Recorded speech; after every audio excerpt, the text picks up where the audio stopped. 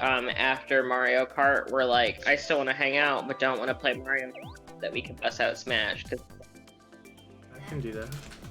I just saw that. I mean, like, I will just.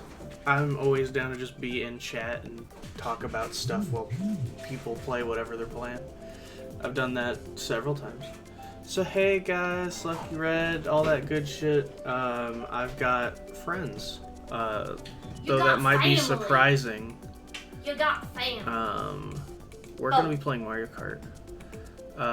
I'm trying to remember because you guys all have been on the channel before. But it's been a very long time. I think it's been almost 3 years. It's probably been almost 3 years, and we've been streaming for over 4, which is almost 4 years, which is insane to think about. Well, no, they'll be in July. Yeah, in July. More in March, so it's closer to. So we've got we have Olive, who I think you just said was Oliver when you first were on here. Who knows? Yeah. Our boy Big Papa, obviously he should remember his name. It's Kit Callahan, the Lone Star Loner. Yeah. I knew you would. I knew you could not have forgotten that. Wait, what? I don't know what's going on. I was just waiting for my intro. Yeah, and then Jared over here. I remember he called himself Mr. Black, but we never really had a reason why. He just said that. I don't remember. Oh, you know. The fans know. The real head then. The day one garbage gang viewers and subscribers know. Yeah. Yeah. Alright, well, let's play some Mario Kart. Boys. We're doing 16 races, 150cc, Baby. normal cars, all vehicles, normal items, teams. What? Huh? No, I was just saying what we're playing. Oh, you said baby. That was a one. Oh yeah, I was saying let's go, baby. Oh, I thought you were talking to me. I was not. I'm sorry, Astrid. I wasn't talking to you. Okay. That's fine. How do we feel Let's go about over here and eat my roast beef sandwich. Wizards of the Coast shitting itself With to death? sadness. Have they done more? And then insisting after the backlash happened. God, that's it's their we weren't. Say that listen, there's just this vocal minority of people who are like really upset. So we've got to fix these things because these people were upset, and then it's like, wow, come on, guys. Perfect. Just At least be aware when you fuck up, but like to immediately not only backtrack, but then blame just like people who were complaining online about it.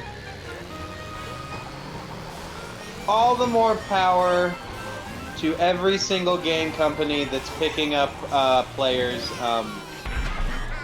It'd be nice if some indies could get a bit more traction, but hey, I'm not gonna pretend like Chaosium or Paizo are the same size as Hasbro. Yeah. Pretending. I mean, like, you know, Hasbro owns a lot of just like shit too. Transformers, G.I. Joe. They bought Power Rangers like a few years back. A third of all the oil fields in Syria. Yep, that. Dude, they get around, so we understand how where they get them. Having a large Hasbro is also Ouija boards, right? Or is that Milton Bradley? I think it has. It could be Hasbro. I think it. Fuck. I was about to like try to look it up, but then I remembered. I mean, when it comes to board game companies, it's like they make like the regular board games. It's always hard to tell which company made it. No, it's not, because you can look at the logo on the box. Well, yeah. I mean, like just like knowing off the top of your head. Sure. Like, I don't think about like, oh, this is the company that made Clue. Sure, right. No, okay. True. I only know that like tidbit about the Ouija board because like people believe in Ouija boards and they're literally made by fucking Hasbro. So, Right, yeah. Yeah, and they're just a board... Because it is just a board game made by a board game company. I'm pretty good at, like, some of the more, like, I guess you could call them, like, smaller size, like, Kickstarter companies. Like, you know, like Stonemeyer Games and, things like that, Peterson Games. See, I don't even know, man. Mattel. Fantasy Flight. The independent Fuck, company. I think it's Mattel that does make the Ouija board, actually, now that you just said it. Maybe. I would. You ever heard of this little mom and pop joint called Games Workshop? They're the people who Warhammer. Oh, that checks it. Of a mom and pop situation. Were they really just started as like a mom and pop shop? Yeah. They were a UK only company for, I believe, and you know, I would hope the Garbage Gang viewers hold me to this. I believe that they started off as just a place to play like medieval and sorcery and chainmail, and then they were just a game store, and then they got so popular that they had the means to produce their own game. Yeah. Nice. Damn. I was in third the whole race. Last second, I'm in sixth. How That's will I- There was a moment- it's implied in the movie Tron that Encom was a mom and pop, like, garage programming company, yeah. There was a moment in that race where between Kit Callahan and Olive, I got 6 red shells in a row. Like, y'all both totally just got the 3 red shells, and once one knocked me out, the other did it. Oh no, I only ever hit you with the one. I got 2 stars in a row. That's 2 in a row. The thing is that I'm not a fucking pussy, and I can lose in Mario Kart in that one. Why are you bringing it up then? Because I'm trying to give content for the Garbage Gang gaming viewers. That's the second time I said the community name. I actually don't think you respect this podcast. I don't respect the podcast, but I do respect the stream. That's why I do not have an ability to read any of chat's messages to be able to talk. That is all. True. Because they wouldn't want to talk to me anyway. I'm rude. You are. No, they just speak through red. It's true. I do have a direct line of sight to the chat for whatever. It's Like the apostles of old. Yeah. Dude, Lucky Red was one of the 3 Zoroastrian magi who found Christ and gave him frankincense and myrrh and gold. Yep. Yeah, was you're the there. one that came with the myrrh, though. Yeah. I came with the weird shit. Yeah, what'd you come with, kid? Yeah. Whoa. I was on the camel, dude. I gave shade to the like animals and other people there for not providing as much. Like they gave me shade for bringing something weird like myrrh, and I was like, well, what did you bring? And that's why I said to Mary when she was giving birth. Y'all like bashfully looked at their feet and kicked the dirt. Yeah. It's not like really shitty about it. This is the fucking Messiah. I had to read the fucking stars to find this motherfucker. What'd you do? Where were you at?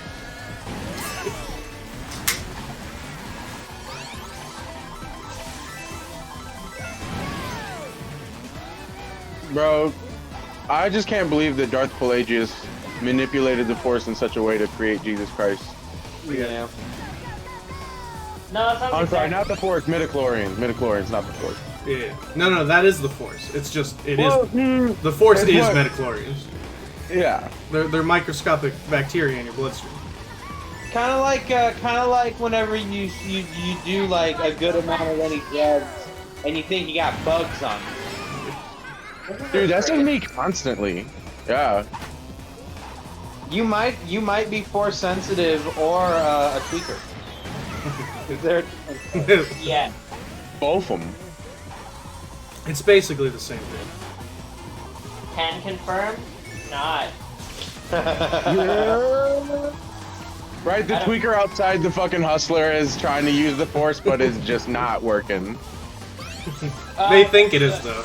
They're pretty sure it is. Yeah, that sounds about right. Yeah. Actually.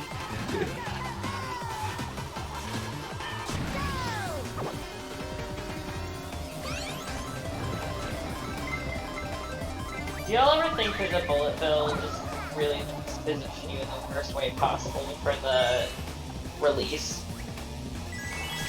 Yeah. No, I'm into it when the bullet bill positions me for release. Just sets me up. Yeah. Call that a wombo combo in the industry, folks.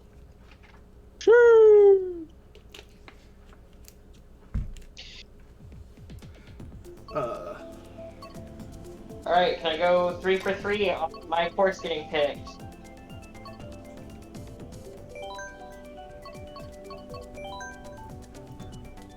Yeah, next time I see you, it's on site, fool, getting jumped.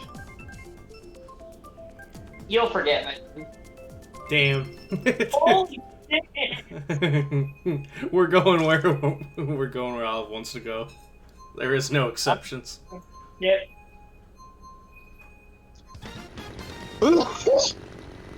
It's his garden, folks. You're just racing in it. It's a gorge. It's a gourd? A gorge. It's a gorge. Who's on first?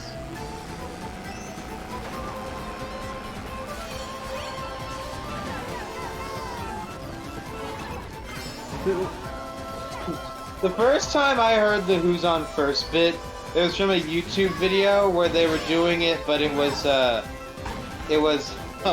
George W. Bush being informed about like a Chairman Who in China. Sounds about right. The first time I heard it, the first time I heard it was 2 dudes performing it at our elementary school talent show, and I was pissed. So it was like, you guys are hacks. Like, this is somebody else's gag. Like, what the fuck? These children really need to step up their game. Doesn't understand a cover. You unoriginal piece of shit! That was the year of Sand Fireflies at Owl City. And they made a bunch of 6th graders sing We Are the World, and they made me sing Sticky Whoppers because I had color hair.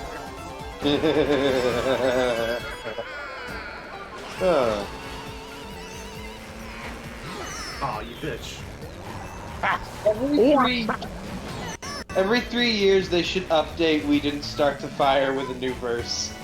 Yeah. Yes. It's the Homestuck cover.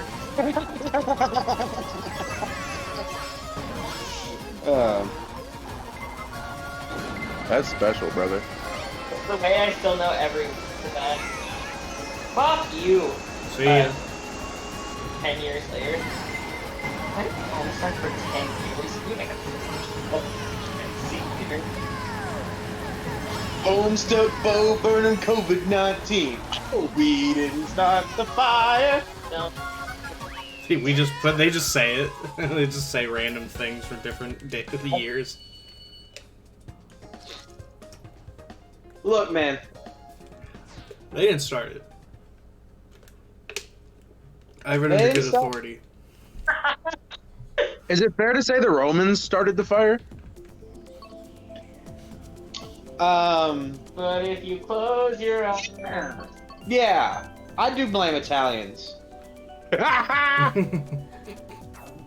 Whenever I see, North Korea, South Korea, Marilyn Monroe, I'm like, fucking damn. Hey, one of my levels. Smell fucking sucks, dog. No, it's actually good. I'm bad at it, so it sucks. The better I got, the more appreciative I became. No, see, I'm bad at every level, so now every level's great. Game or like in general, like, Jacob, are you doing better? I'm glad. Yes. I want cupcake. Whoa. I want an audio book of John C. Reilly reading the Cupcakes fan fiction from My Little Pony Friendship is Magic. Is that I want that too. Yeah. Yeah, it is. Nah, fuck that shit. Yeah, I actually never even thought about the fact that that is essentially like Sweeney Todd, but like a baby cartoon. That shit What is the what fuck? movie now without kids about it. What do you mean? People are saying that of the adult autistic people that are like super into the movie are gonna turn it into My Little Pony and like start making like gore and porn. Let me tell you, that definitely has already happened. Yeah. But, fuck, I can't argue with you and play this game. I can. It was funny hearing you malfunction too. I didn't get like carded, but I got like soft K carded. Was it because I music boxed you into the lava? That didn't help, but that wasn't the start. You didn't start the fire. We're in a moment. Right. We want to be reasonable here. Bro, fuck you. That bomb, like, totally fucking got my ass. I just ran into a rock. I saw that. No, you didn't. You don't even know who I'm playing. What? Exactly. Yes.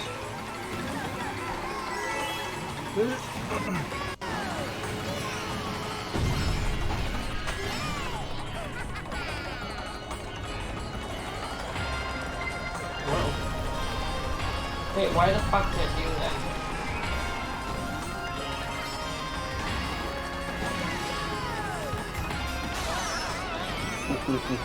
How did I end up in You're tiny now. Irrelevant. And Because it's so am over. I. And so am I. So are you. Fuck you, you stupid toddler-ass motherfucker. So yeah, I'm so mad. I get one of my races and I finally finished first. First time. That's right.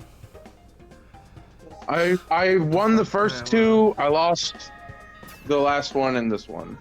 Hey, the first time that I don't get one of mine, I finish in ninth. I think I'll pass, thanks. Me when I'll pass. Maybe.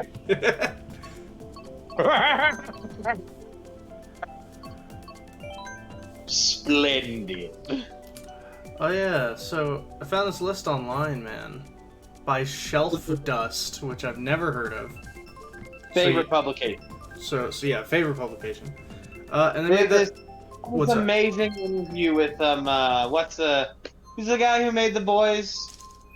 Oh, Irish, I don't know his name. Hellblazer, and Preacher. That's like your man. You would know that. It's not my man. Garth Ennis. Penis. They have this amazing Garth Ennis interview where they shoot him with a gun. I like how it was like almost kind of believable, and then it was completely not believable in less than a second. Because as an Irishman, Garth Ennis would be too drunk to ever give an interview. No, the Irish are ever shot by bow and arrow. Yeah, tell that to the SAS. What else has Garth Ellis even worked on? Hellblazer, Preacher, Punisher would be all of his more famous works. He made this incredibly edgy zombie comic called Cross. And then, obviously, you know, I've mentioned The Boys. Yeah, but like, isn't the Boys comic not great? Most people say it is not. I think it is kind of endearing. It's not my favorite work from him, but well, no, I that's think Hellblazer. there's a bit too much edgy bad whenever it's not trying to be a deep comic. It is just trying to be what if you pissed on Captain America's head. From what I've heard about the boys comic book, it is similar to the Berserk manga in that sometimes it can be a little edgy for what feels like just edgy's sake. Alright. I've never heard that take about Berserk, actually. I've heard a couple people say that Berserk is just too edgy for the edginess. I don't agree with that. I'm saying that that's like a popular opinion from what I've heard. It is edgy, I'll say that. Anyone who complains about a thing being edgy for edgy's sake, that just comes off as you're just complaining that you're not reading a different story. And I'm not saying that's not a valueless form of criticism. I am saying I don't listen to anyone who talks like that. Sure. Right. I mean, like, I think there's something as being too edgy, but like saying something is edgy just to be edgy, I get what that means. Like, to me that means just like it's a series that's just trying to be cool, dark because it's cool, and not for any other reason. It always just means it was written for teenage boys, and for some people, that is a sin. Yeah. For me, it's not. For me, it depends upon what teenage boys you're writing it for. Because you're right, just writing for a comic clearly made for edgy teenage boys is different than just like for specifically certain types of edgy teenage boys. So I guess if I were to ever stoop so low as to declare something edgy for edgy's sake, it would be something like Elfen Lied. Yeah, that's probably a valid choice. The Boys, however, is just trying to be an incredibly Irish comic. Yeah, sure. As all Ennis's writing is.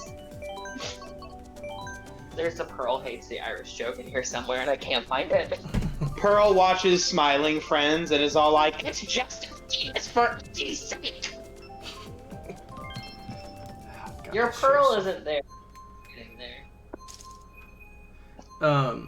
But the reason I thought of this article, and I instantly thought of Jared, was because it gives us the top 50 greatest comic book storylines of all time.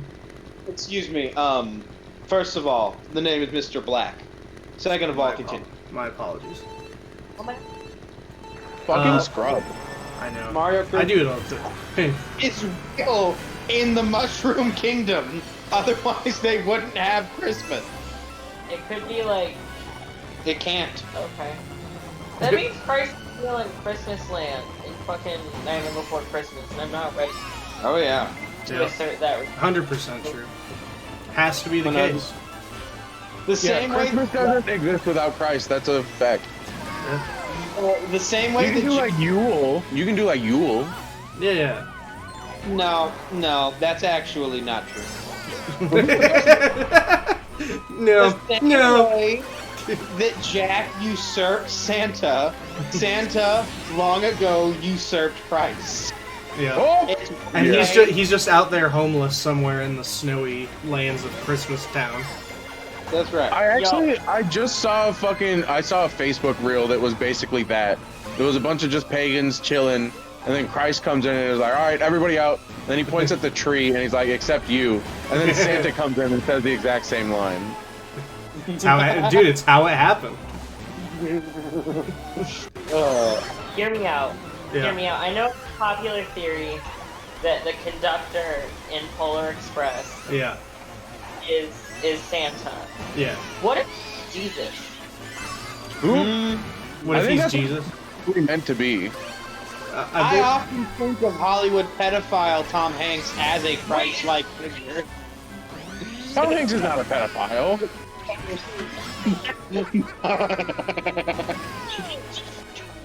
But he was one of the bigger QAnon targets, though. Like the QAnon folks were pretty sure that he sucks adrenochrome out of spinal fluid.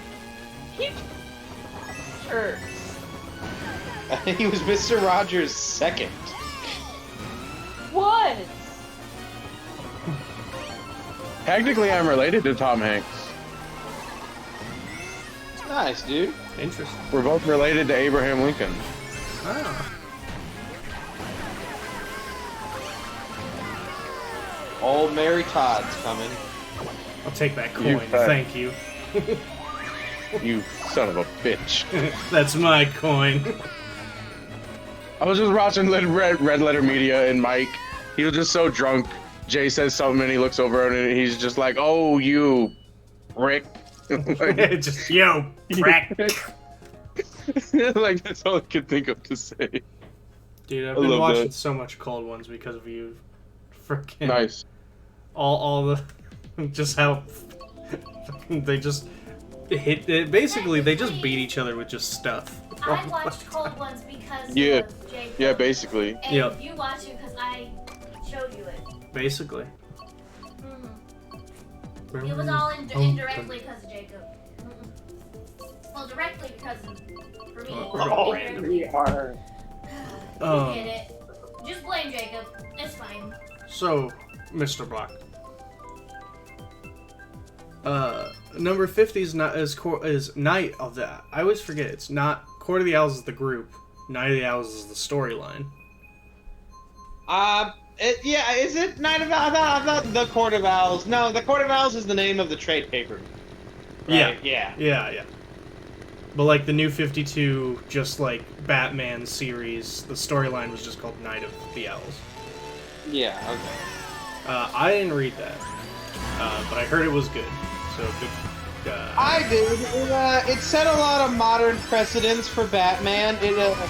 It was one of the first. I think maybe Morrison was the first in Batman Inc. to do this, but it was one of the first modern Batman things that addressed the whole Batman should use his money to help Gotham by saying, "Oh yeah, no, he does that too. Gotham's just that fucked."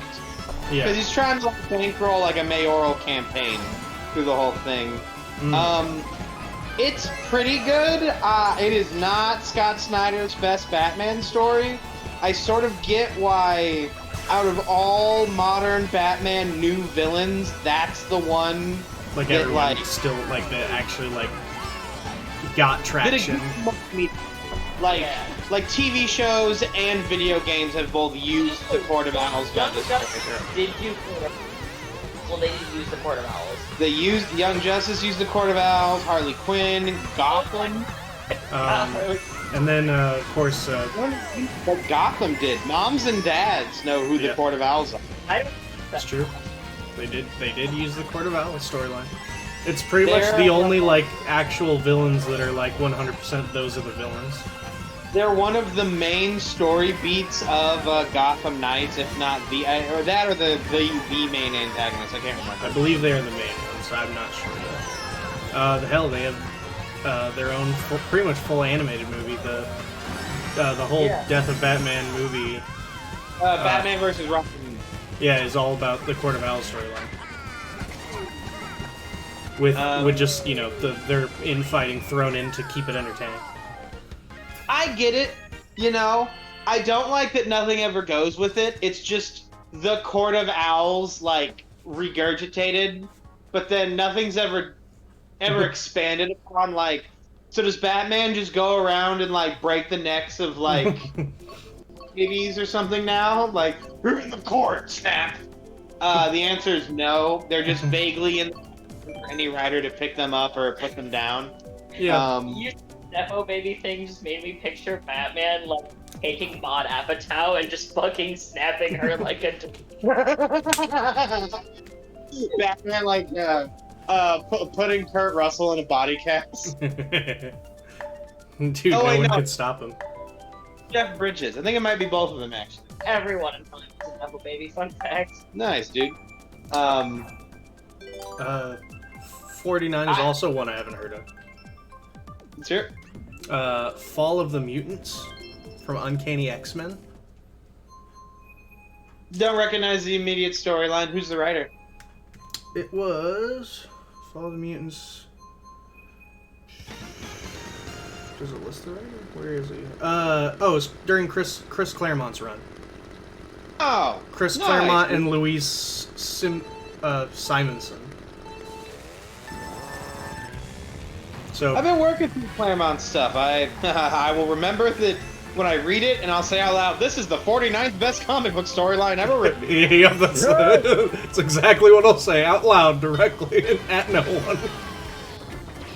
Guys, I gotta say this before I forget it. Yeah. In the last race, I saw that Donkey Kong was using the squirrel parasail, and it's always been my theory that that is Donkey Kong's parasail that he brings to all Mario Karts, and he skinned Conker to get it. Conker, Red Squirrel, he used to be in the Diddy Kong racing game. Yeah.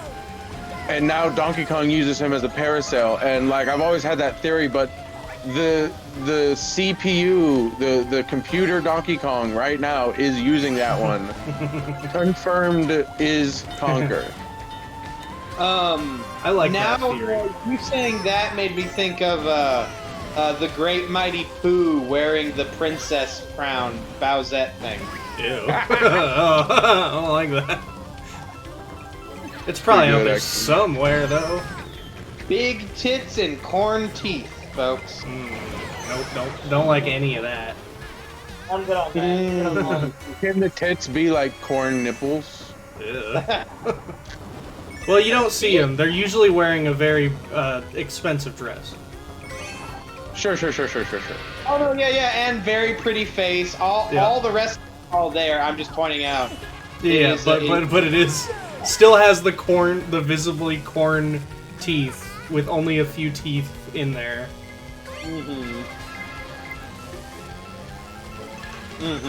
That's right. Yeah, no, Mr. Black is a bastard. For putting that visual in our minds. With my dad. That and for continuously getting like right in front of me, right at the end. Right at the end. 48 is Cosmic Odyssey, which I remember this one because I actually bought that for you once. Yes, you did. Illustrated by Mike Mignola. The writer escapes me off the top of my head. Is it Jim Starlin? Writing for DC? It is. Yeah, Jim Starlin. Yep. Hey, got it in one. It's pretty okay as a big space crossover with DC. If for whatever reason you ever wanted to see Starfire hang out with the New Gods, there it is. I think it is most laudable for sticking really close to the Jack Kirby lore for the New Gods, mainly that, you know, right, didn't pull it away from it like most other writers. Well, they're not like that Apocalypse and New Genesis are not just planets that you can travel to. They're like a dimension that sits at the center of all dimensions unto themselves. And of course, fucking Mike Mignola art is always. I would say, if anything, it's you go for the Mignola art. Yeah. I mean, I don't want to shit on Starlin. I mean. Yeah, sure. I don't know who that is, but. What did he make? He's the Thanos and Marvel guy. Oh, okay. So I guess it makes sense that he would eventually write a Darkseid storyline. Sure, yeah. Okay, I wrote my own. Time to write the real one. Yeah, time to write the real one. Next is X-Men Second Coming. Don't immediate. Is that? This looks newer, like late 2000s era X-Men. Yeah. That must have been around the time that they were a bunch of mutants were depowered due to Scarlet Witch. Yeah. I think it's around that time frame. Which I read a little of that era. Like I read Utopia and the storyline that happened in the House of M stuff. Yeah. I actually myself never read House of M. I don't tend to get to pick up event comics. They're never what I look for in a comic shop. I thankfully, the only reason I read a lot of event comics is I would just pick them up at the library or something. So I would just grab basically whatever I could find and be all like, yeah, I'll check it out. Another one was okay. House of M was okay. That was definitely at the time where after Civil War came out, Marvel was like, Yep, There this it is what is, we there do it is. now. We're running the event I don't comics know if you now. heard this. Nice, thank you.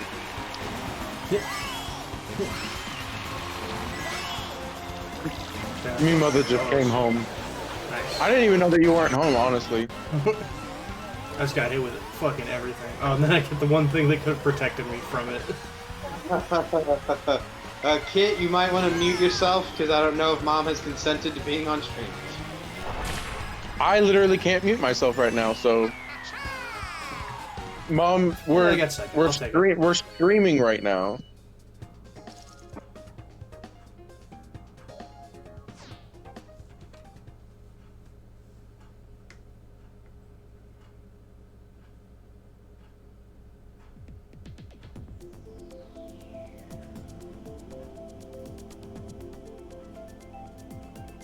Oh, this was about the Mutant Messiah thing with Hope.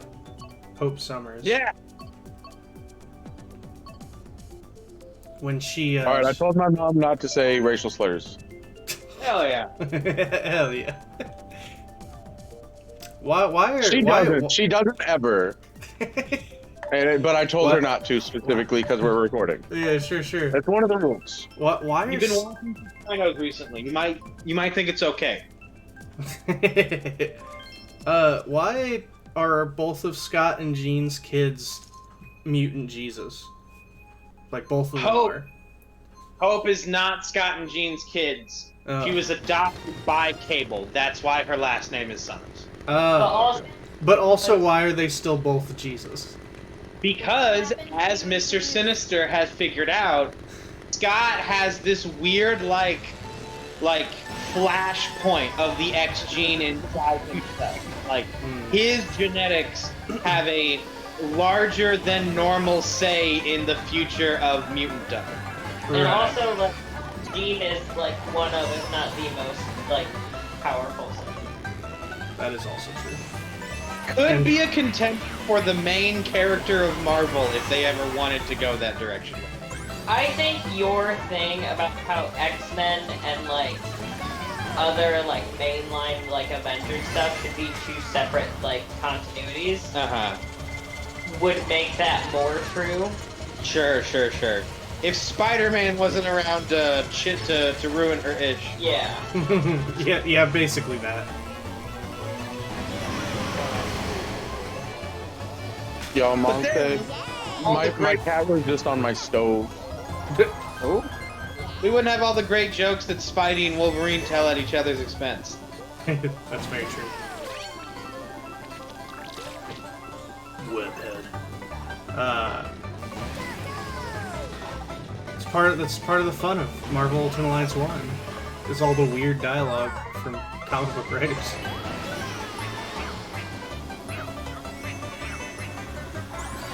Or the shoehorned ones from the Versus games. Ow.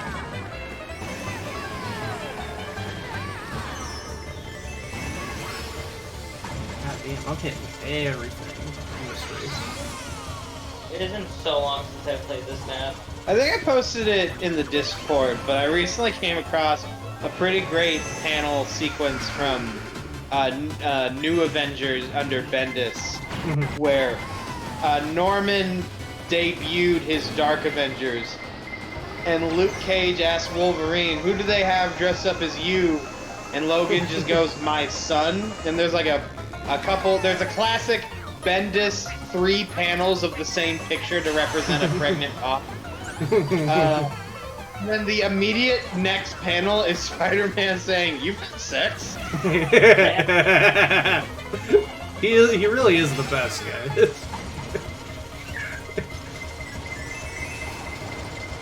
The thing about Wolverine having sex is that it doesn't feel like it would be consensual. He's just such an aggressive man. You'd be surprised with his partners. It seems like the other way around sometimes. Oh, Jesus. Wolverine's level of respect women juice went way up after he remembered his full memories. Yeah, pretty much. Other than that, he just ends up stabbing him with his claws. He does not stab them. He just smacks them on the ass and says, "What's cooking, sugar?" No, I you feel that too. 46 is The Milk Wars?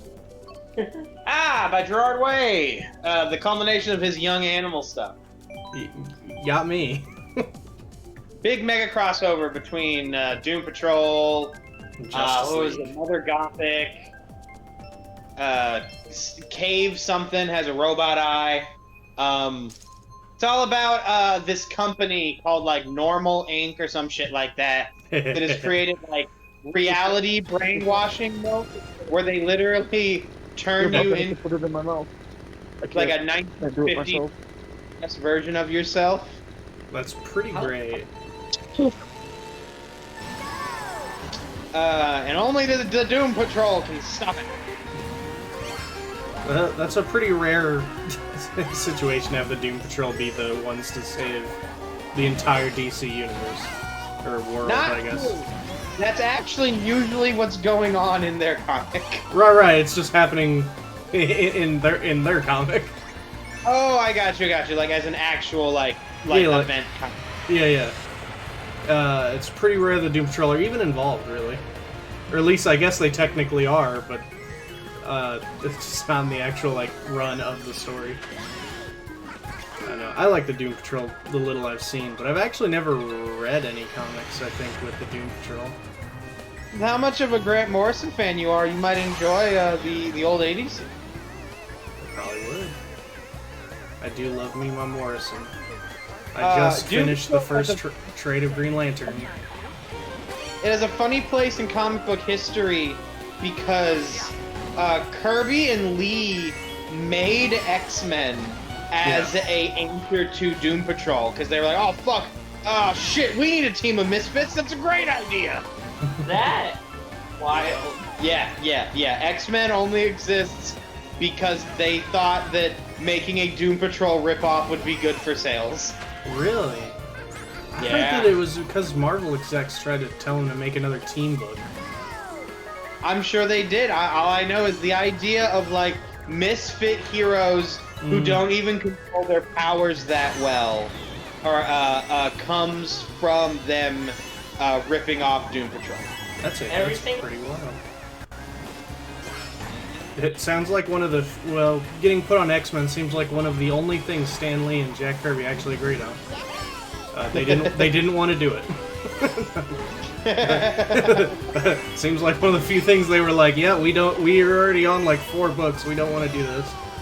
It's funny you mention that because it's largely regarded as the worst of the Lee Kirby books. Yeah, It yeah, really- like them hating. Apparently, yeah, they didn't want to do it, and they hated doing it. From everything I've seen, it still establishes a lot of classics, you know, Magneto and the Brotherhood of Magneto, Mutants. Cyclops, like the initial team is there, but like once once the Uncanny X-Men, came out, or Giant Size X-Men, sorry, is when the book like got popular. Very true. Kirby and Lee also came up with Sentinels. Yeah. Yep. But Although like, I don't think it's got a Sentinel and say, "Yep, that's Jack." it's pretty true, especially their original design. Yes. All right, so 45, The Great Outdoor Fight Never heard of it. by Chris Onstad. This seems to be by Achewood Comics. Oh, it's part of the Achewood storyline. Okay, it's some other comic. I've never seen this comic book company before, so I don't know. I'm pretty sure that's a really, really popular webcomic. Oh, It could also. Then it's All I probably read is and Vertigo. yep. Black Label. 44 is War of the Realms, which was very recent, actually, comparatively to these other ones. Yeah, it was. That was like the big event from like 2018, I think. Yeah, when Malekith invaded the whole DC universe. Marvel Universe. Yes. That would have been a really Classic. wild story. I actually never read the actual story. I actually only read the Champions section of that because I was reading Champions at the time. Yeah. But I will say the Champions section of it was pretty fantastic. Yeah. Was that when Wade was still writing Champions? Yeah, I believe so. Yeah. Because the whole story of it was the fact that like most of the team, like the original team, had left. Besides Miss Marvel, who's now leading the group by herself, and her self-doubts of continuing to run the team and everything was like basically what the whole story was. And then of course when they start to get on the back foot, thanks to these invading like dark elves and golems and stuff, they're like they asked for help from basically everyone, and the only people who helped, who actually came to back them up, was Cyclops and I believe it was Gambit. And wasn't that also because like it was trying to show that current grown-up Cyclops like remembers being a champion? Yeah. Because they thought that once he was a grown-up now, with like he was a different person, that he wouldn't remember anything. So like. Apparently the X-Men literally were spread too thin to help, but Cyclops made it a point to come anyway, and then literally told her, once a champion, always a champion, so she knew that not only did he remember, but he gives her a pep talk about being a better leader than he ever could have been. Base Scott Summers. Yep. With the show yet again. The only thing I know about War of Realms is that that's the comic where they brought Wolverine officially back from the dead in. Like, oh, that's how he came back. Okay. He's brought back from the dead in like in like this one storyline, and then he showed up in Infinity Warp. A Wolverine X Emma Frost crossed character. But like War of the Realms was his return to being a superhero. Right. 43, Avengers vs. X-Men. Boo! Stinky! Boo emoji over and over again. No, actually a bad storyline. And therefore a bad list. Therefore list ruined. Yeah,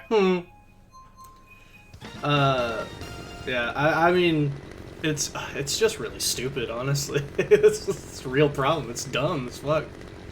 It is like a long series of character assassinations and gotchas with such noted classics as Iron Man would beat Magneto because he'd make a suit that was immune to magnetism.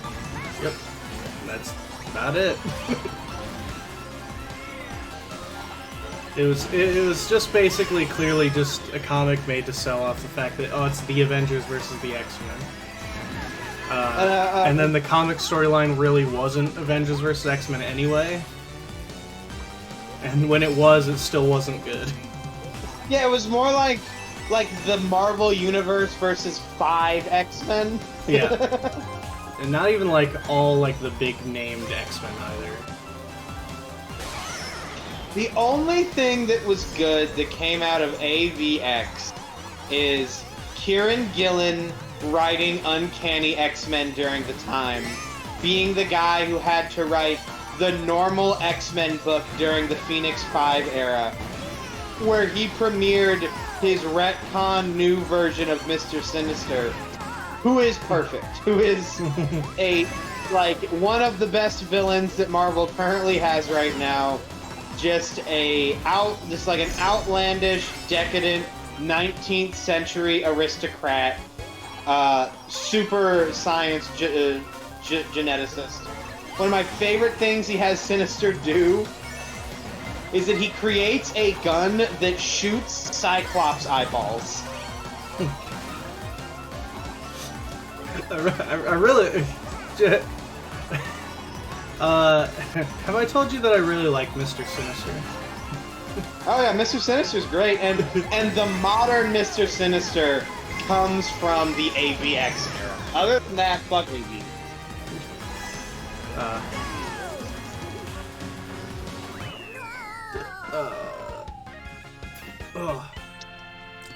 42 Mutant Massacre from Uncanny X-Men. Oh yeah. The Morlocks getting owned by the Marauders.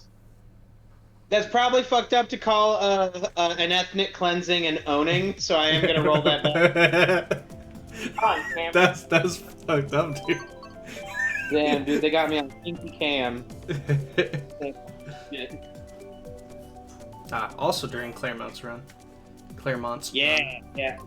The Marauders from that series were the basis of the cyborg-armed bad guys in Logan, who are also, of course, I believe, intended to be called the Marauders. Oh, okay. Yeah, cutting your arm off and giving yourself a robot arm in order to kill muties is a time-honored American tradition. 41. I will say, I've read this comic. It is not very good. This is Siege. It's not, but it does have probably like my favorite pages in comics. Is it the shield toss? Of course it's the shield toss. It's perfect. Osborn, on your 6! Just With having the Cap thought to be like dead and like not being in the limelight for like in real time a few years, and then all of a sudden like his introduction into this storyline is just them saying warning Osborn, and then it's like a whole page, 3 full-size panels of just the shield coming closer to him, and it's like, it's perfect. That is the perfect way to bring a character back into like the big major storylines again. I will give Siege props. This is a opinion that I recently heard on the damn, I'm gonna feel really bad about forgetting this podcast name. I really, really am. But it is that Siege has the rare occurrence of being a Brian Michael Bendis story that actually has a beginning, a middle, and an end. Because it is a capstone of the Dark Reign era, and does sort of end it and then lead into the Heroic Age initiative at Marvel pretty satisfyingly. I never thought that Sentry was particularly interesting. No, he's trash. He's one of the lamer and more boring evil Supermans out there. And he's front and center in that storyline. And he's front and center. In fact, the comic, although like the actual end, like at the very end, is good, how the war ends of just like, you know, him becoming a monster and then Thor zapping him and then it's over. It's pretty goofy. Yeah. And him ripping Ares in half just felt unnecessary. It's an event comic. You gotta have shit like that happen, you know? There's gotta be character. I mean, that's the one thing like everyone remembers from that comic, to be fair. Like, that's like pretty much the only part of it that I hear people who like talk about when referring to Siege. They won't even know what Siege is. It'll just be they remember, hey, didn't this one like Superman guy rip? They'll tell me. I was actually asked this recently when he ripped Thor in half, and I was like, oh no, that was another character. His name is Ares. Hold on, before you continue the list, while we're waiting, I am going to see about the podcast I was just quoting. So because you're gonna just feel terrible if you can't figure it out. Hey, is this website called Shelf Dust or Shelf Life? Shelf Dust. So the podcast is called Graphic Policy Radio. Yeah. And I am playing the episode where the interviewer lady talks to the editor who built this list. Really? Wow. Yeah. For any stories that we think are bad, he isn't picking his own personal favorites. He talked to a bunch of comics critics and aggregated a bunch of event comics that people said were really good. Yeah, sounds about right. So shout out Graphics Policy Radio being plagiarized on the Garbage Gaming Twitch/YouTube stream. Yeah. Well, 40 is Blackest Night, of course. Ooh, Which stinky bad. yeah, I would say, I'll be real. People love that story. I think it's garbage. This is a I remember it being very popular when it came out. dude. It was It was huge. it's popular to this day. Yeah, no, it is a beloved storyline, but bro, the build up to it I thought was great. The story itself is boring. It is the epitome of Jeff Johns' time on Green Lantern. Lots of great ideas that the fans got super excited over, and then it all just culminates into Hal Jordan screaming the oath at the bad guy. Yep. But this time, like, there's like 5 people scream different oaths now.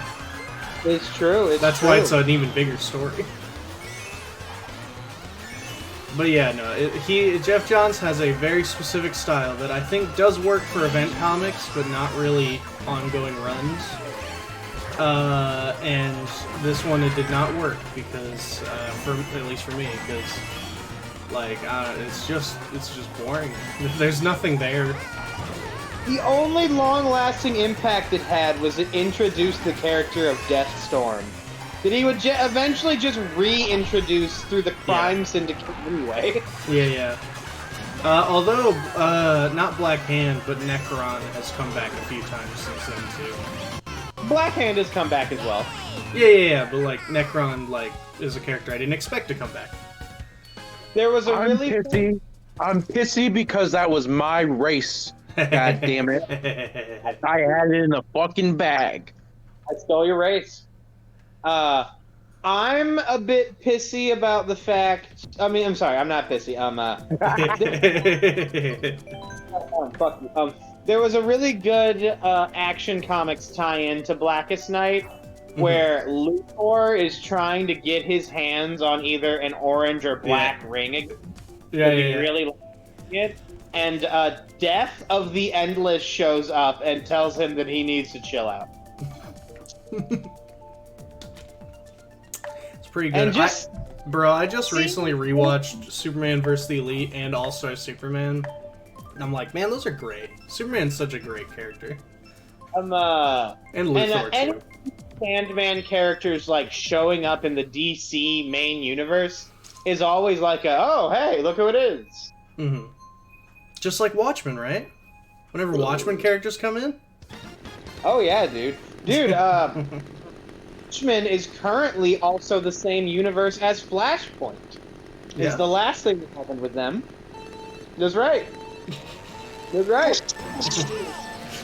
Stinky poo. 39 is a story I don't care for. It's Reign of the Supermen. Never much cared for it either, but it gave us the lovely and darling character of Con-El. Yeah. Gotta love Connor. Couldn't give less of a fuck about the Eradicator or Cyber Superman. And Steel I love his design. is a character who I want to like, but have never really gotten the story that showed me it was worth it liking Steel. No, he's a character.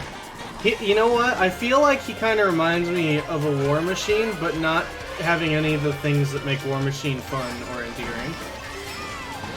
Like, he's essentially the best friend character, kind of like Falcon. Yeah. But, like, he's just boring. He's just kind of there. He's the big tough guy who's friends with Superman. Did you go out of your way to run into me? Me? No. I did not. I know you didn't take it because I literally ran into you, but it's from the way things are on my screen. We'll have to watch the replay. This is being recorded. That's true, you can, if I somehow caught it. Oh hey, the cars move now. They didn't move before.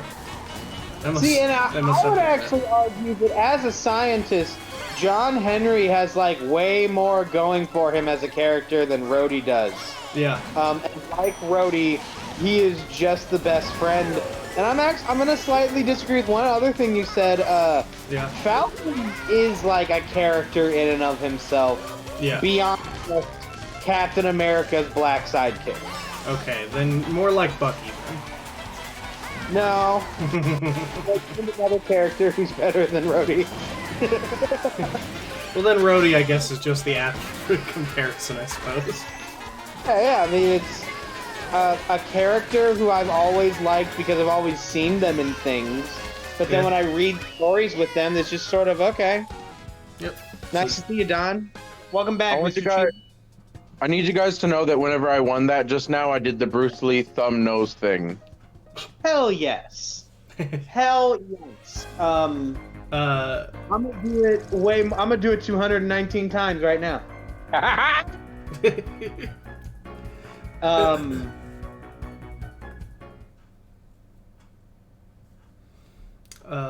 37. I stand by in Secret Wars or Kang Dynasty.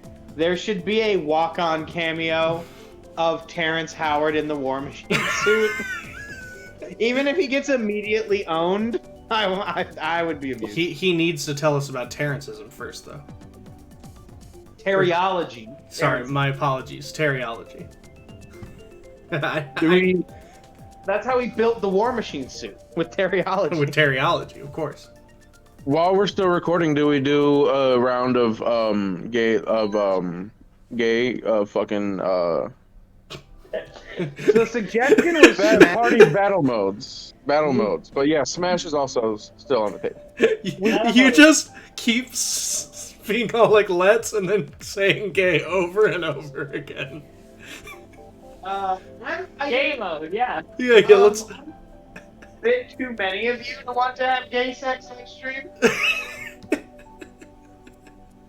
No, I meant the battle modes on cards. I don't know. What? How do you get battle mode from Let's play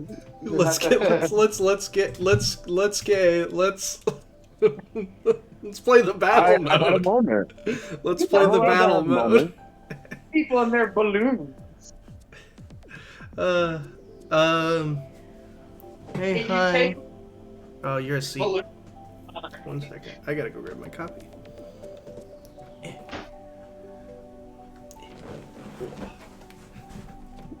Almost fall over. I'm dying to see.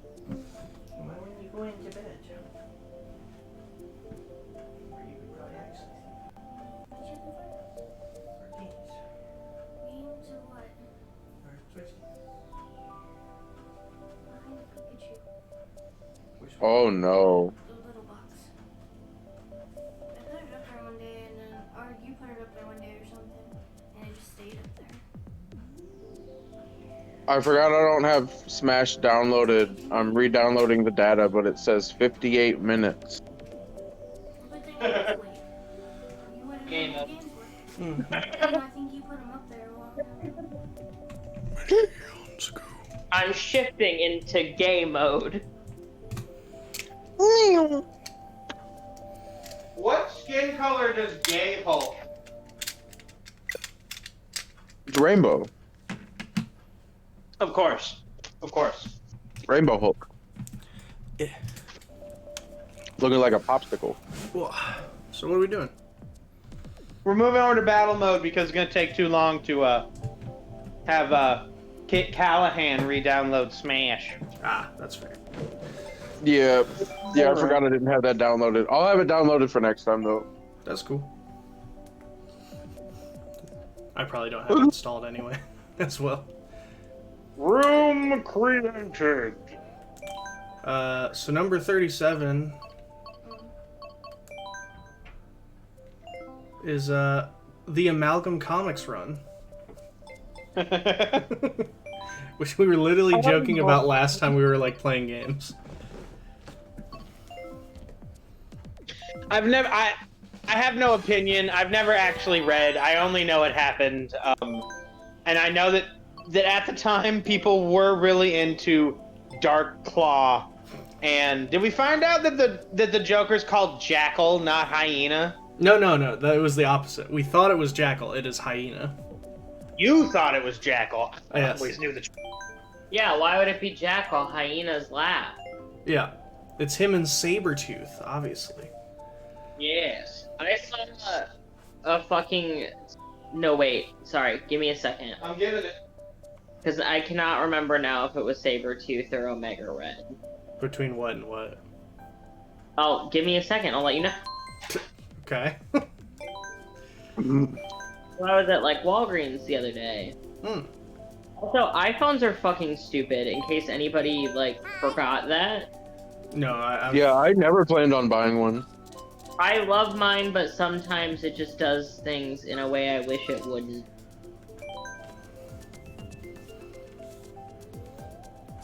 But no, I love the Amalgam storyline because it's funny. How silly and kind of dumb it totally is. Of course. The only I've said some costumes don't look bad. I think pretty much all the ideas are bad, but like, it's just because they're just silly. They're just silly fan fiction stuff. I mean, you got it's hard to beat Speed Demon. Nope, I didn't take it. That's What a shame. fucking Speed Demon. Good old Wally Blaze. Do we want to do random battles so that we get the whole selection? Yeah. Because The, I know that there's ones that like some of us don't like, but this then is just joint. playing one over and over can get probably tedious, right? This is joint 3. Do we want to do a team game, brothers versus non-brothers? I'm down. I'll do whatever. Yeah, we can do that, and we can fuck around, dude. What do we want the round times to be? Do we want them to be long or do we want them to be short? Essentially, 3, 4, or 5 minutes. Four is a good. Four is a good medium. Yeah. Yeah. I'm gonna keep it at 15 rounds, and then we're good to go. Yeah. Tell us about now. I won't press start until I hear this thing about Sabretooth, because I have to go to the bathroom. Me? Yeah. Oh, I can't find it. I did not. Terrible. I found really cool niche, more niche than usual X-Men Funko Pops at Walgreens. Okay. Yeah. Next to some like really cute Hero Aka plushies, and I just wasn't sure what world we were living in. Because I was about to say, like, And I can't find the pictures. is Omega Red a big enough X character to like be at a Walgreens? When I was a youth, I confused the two of them often. Sabretooth and Omega Red? Yes. They're so. Oh, I found it. And it was Omega Red. It was Yeah. Omega Long Shot and Hercules. My boy. Underneath little plushy key bag clips of Ochako, Bakugo, All Might, Deku, and I think another Bakugo from Hero Aka. And I was just like, what world are we living in that this is one of Walgreens? Yep. This is the Walgreens with like the LED fridges that pissed me off. Yeah, no. Yeah, man. I'm gonna say that love them both to death. Omega Red and Long Shot are not who I expect to see at a Walgreens. Can you imagine just going to pick up your prescriptions and Omega Red's your pharmacist? That would be terrible. His death field would cause whatever you're grabbing his death factor would make whatever you're getting the prescription for not work. Does he use his tentacles to grab your prescription off the shelf? Of course. He's also casually lassoing Wolverine around his head while he's handing you. With his thick Russian accent. You just hear Wolverine going, "Huh?" Alright. Going to the bathroom, then I'm hitting start. Quick, guys, while he's away. Oh, that hurt my feelings. Man, so Olive. Yes. You talking about that just reminded me. So one of my friends is an old-fashioned nerd, and he's very annoying. And we complain about him a lot on our channel, actually. And By old racist. racist? No, Yeah. he's like a. Wait, oh, are you saying is he racist? Yeah, when you said he's an old-fashioned nerd, like, do you mean Oh. he's racist? That also made me think racist and or pedophile. I thought I mean, homophobic. before- I don't know. Maybe. He said, "You're really fucking with me now." Like, I'll say his opinions on women depend upon whether he's in a relationship or not.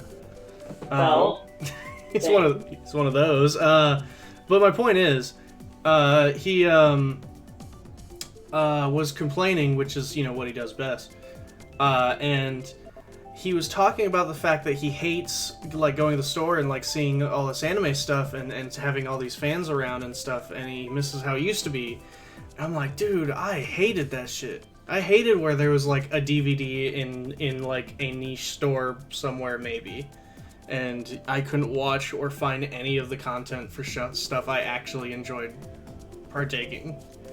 Yeah, people who complain about media or like fun things being more like available and readily accessible.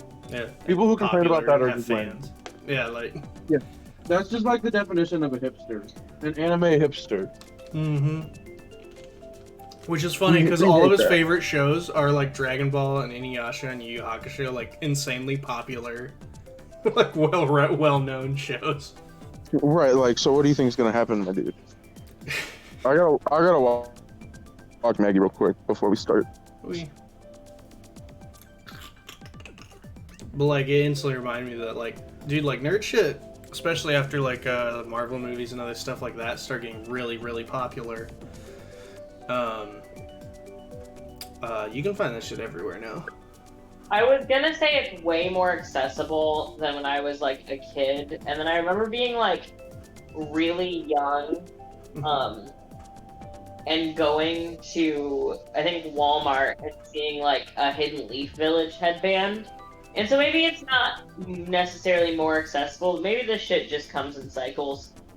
But it makes me happy. Like I saw like a Haikyuu manga. I saw like at Walmart the other day, and like you go to Five Below and there's some really cool JoJo's merch there a lot, and it's like, damn, like I would have ate this shit up as a 14-year-old. Like I love fandom being Honestly, that's how I used to feel about just random Juggalo shit whenever I was like a younger clown. I did not see the Hatchet Man all over town, but as I grew older, it just became more readily accessible everywhere, and instead of bitching about it, I was like, oh, bet I can just go down the street and buy this shit now instead of having to wait 6 to 14 days on fucking shipping. See, I didn't have that privilege. We didn't have internet and computers at my place when I was a little kid. So I just had to not have the things I liked. Right. Like I only was able to watch Dragon Ball because I watched it on Toonami until it got to the point where it just stopped and then restarted again. And my dad just so happened to know someone who had the tapes for what happened afterwards, so we were able to watch them. See, I wasn't allowed to watch Dragon Ball as a kid. That's wild. It's crazy shit. It's like one of the most like innocent mainstream shows. Yeah. Literally, the manga's actually rated youth. Like it's actually younger kid. Not no, OG, it wasn't even not the violence or anything. Yeah, I think it was just that like anime was annoying to the parent, right? And so she just didn't see us watching all the other stuff like Inuyasha because that was all at like midnight, right? Sure. Yeah, my dad's a big nerd, so I got lucky with that. He would watch Dexter with me. the laboratory or the killer. Laboratory. You do realize how old I am. That show was not out anywhere near when I was a child. But you didn't say necessarily. You said your dad watched it with you. It didn't necessarily mean like I watched Dexter with my mom, and I was a teenager when that came out. Like, Sure. I mean, but we were like recanting on our youth, though. Yeah. you're only as old as you feel. I feel depressed. I would say that I'm like 48. So, Don't make Hey, if I yourself feel like I'm 50 years old, I'm a bowl of young gravy. You know what I'm saying? I don't. Oh, yeah, that's fair. I'm using tilt control.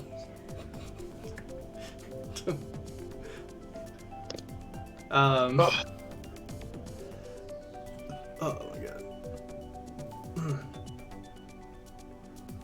Yeah, I talk about it with my mom all the time, how like back in the 80s, when she was growing up and when your dad was growing up, like they had to like sneak and play Dungeons and Dragons, like kids that liked comic books in school like got beat up.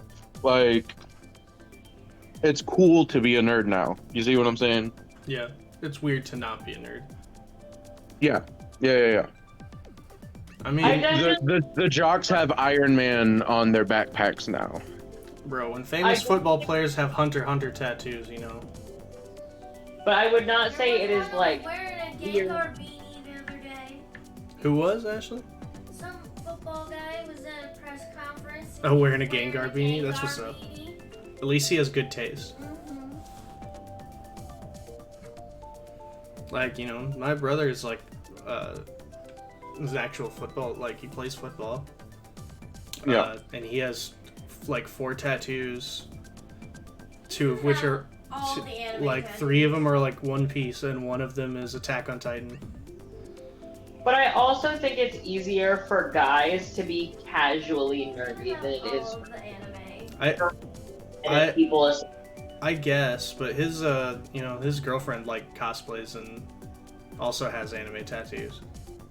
Yeah, but I'm saying like, I work at a bakery, which was primarily like college students that were very normal, very like clearly of a higher social like standing than we are. Sure. And none of them have any like interests like that. Like I'm saying, it's not like weird if you're not into Oh no, something. he was gone too long. He got disconnected. Is all I was saying. Yeah. Right. Go away, kids. These guys can go away. Yeah. All right, I'm back. Was Because my Switch went to sleep mode. I supposed to stop? No, I would say it's Lucky Red's. It's Lucky Red's job. It's his stream. I can make a room. Looks like Are you gonna play Smash Bros? Kid Callahan already has. He is not. He is not. Who's making a room? Me. Okay. Just needed. I'm the only one. I thought you were gonna play Smash Bros. It would take too long for our boy Kit to reinstall it, so we'll save that for next time. Wait, for who? It's what we call him on the streams and stuff. Okay. Kid Callahan, the Lone Star Loner. You probably don't remember because you didn't really watch most of our wrestling streams. Oh. Yeah, I did. What are you talking about? I was there for most of them. Well then, yeah. So why didn't you remember? What the hell? Because it's been Kid like Callahan is 2 also years. It's only been like 2.5 years. Yeah. Not only did Kit Callahan go off to defeat COVID, that's where I have been for the last 2 years. Yep. But I obtained a new nickname. I am not just the Lone Star Loner. I am now the bona fide stoner. That's pretty good. That's bad for your lungs. If you had to fight all that COVID, you probably have bad lungs. Fucking. Immaculate lungs. He has immortal lungs.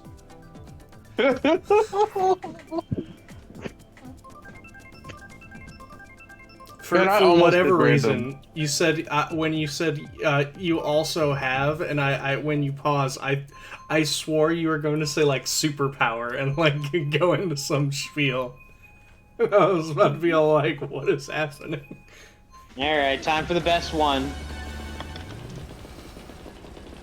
Catch the renegade. I have played this game Dodge for, the like, law. Did you at least put the... Watch me get absolute. No, I put in mine to install it preferably. I am the Paw It Patrol. probably is. But the fact that I don't know is the important part of it. No, I'm pretty sure downloads pause when you play games on the Switch. It depends upon what you're doing, but yeah. If you think online, then yes. So it would not let him do it right now because we're online. Right. Yeah. Ah, fuck. Wendy got me. Shit. Damn you, Wendy! Damn you! Where the fuck? I'm free!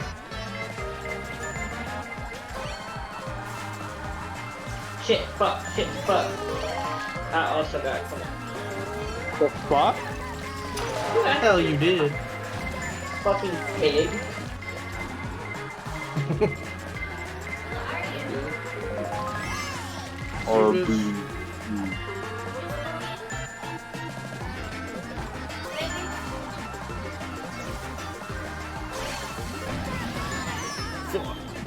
Inkling boy! Ow. Eh, I'm me. Today, you know what to do. She Toadette, do it! She's freed us before! She can do it again! No! Damn, we did good. It took a very long time for us to lose. It took like a minute and a half. Yeah, look at all them points for y'all. Huh? No. 37 was Infinity, by the way. Infinity who? Infinity. That was the name Oh, of the this- Hickman. Never read it. Yeah, Hickman. Right. Hickman. 36 Secret Wars 2. There it is. Man, Wait, is that the one with Nick Fury, not the 2015 one? Yes. Ah. This is the one, this one was Jim Shooter and Al Milgram. Mm. I think this was the one that debuted the symbiote suit. No, that was Secret Wars 1, like the Oh, that original was one. one? Okay. Yeah. Well, either way.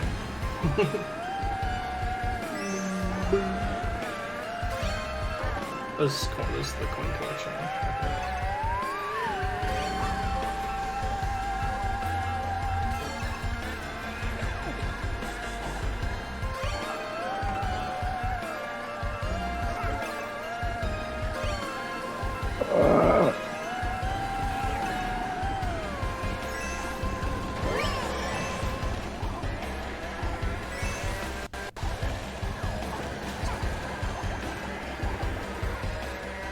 Damn, Iggy like a wizard. Straight up Matrix my shit.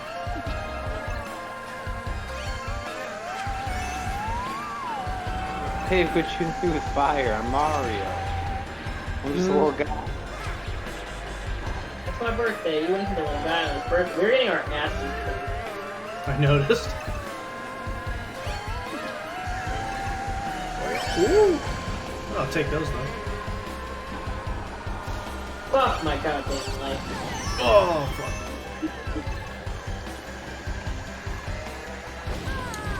I just looked at it. That was my fault.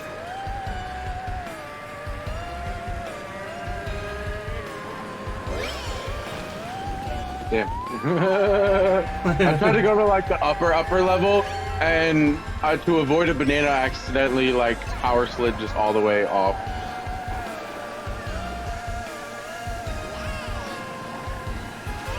Power sliding is what I'll do when I get back into heroin. I fucked up. I fell victim to a fucking banana or something, and so I tried to get my fucking coins back, and then my dumbass just was sitting there and got hit by a bomb and lost even more coins. It was embarrassing. It was a bad moment. Doing this on teams makes the coin one way more fun. It makes them far more nerve-wracking. It's Yeah. not all you being... It's not everyone chasing like one person. Right. Stop once.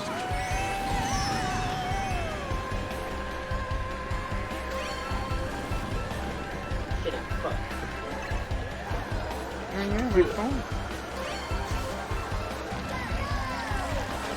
Take that, Inkling boy. Shit, fuck you.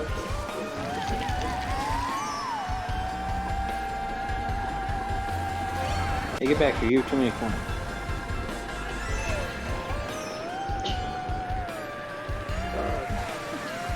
Cat. Oh my goddamn rape.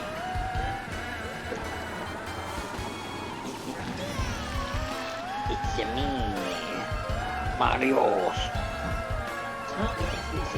Mario San, Mr. Debonair. I'm always calling Mario Mr. Debonair. I'm a man of the people. Oh, hell yeah.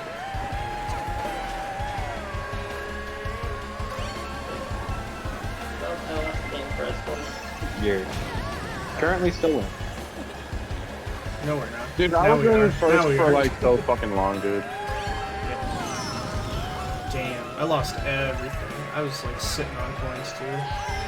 You're sitting on you got too heavy into crypto. Nope. Now I lost. Damn, I had so many fucking coins too. Lost Same, bro. Literally Same. all of them. Damn it. Yeah, dude, that was embarrassing. In the last moments, I also fell victim. That sucks, bro. 35 is Thanos War. I don't know that one.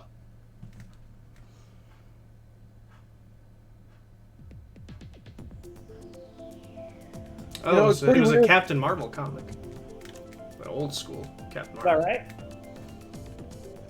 Marvel. Pretty weird when you think about it. Japan making Mario Italian. When has Japan ever even had an alliance with Italy like that? Wait a minute. You know, now that you really made me dissect that question, the answer is never, really. And they didn't fuck around in Manchuria either. Balloon. Oh, this is the pom-pom one. 34 is X of Swords. I've been planning on getting into the Krakoa stuff. I've heard mixed things about X of Swords. Some people didn't like that in the middle of the Krakoa books being like this sort of sci-fi redesign, like, you know, like really sort of Yeah. heady redesign to the X-Men. There's just a big beat 'em up event comic. I'm sure it's fine. I mean, it made the list, didn't it? Yeah, I made the list. Along with the actual with Avengers vs. X-Men. 33 is Spider-Verse, which I'll be real, I don't think is actually that good. Spider-Verse itself? No. All the characters that came out of it? Yes. Yeah, no, the expanded Spider People, although the Web Warriors is still a terrible name. They really need to drop the Web Warrior moniker and just call Spider People hanging out the Spider-Verse. Oh, that would be just good. Just call them the Spider-Verse, yeah. But no, they're the Web Warriors or the Spider People or the like they have a bunch of names because they're all bad. So I think they just don't want to commit to one because they've not had a good one yet.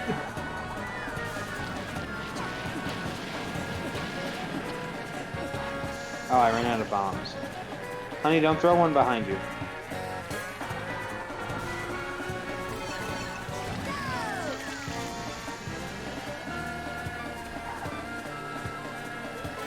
But yeah, Go Spider's great. Absolutely. Love I mean, obviously Miles doesn't come from that, but you know, Spider Oh, no. UK, Spider Punk. I fucking love Spider and the Okay, do y'all pronounce the mech one SPDR or Spider?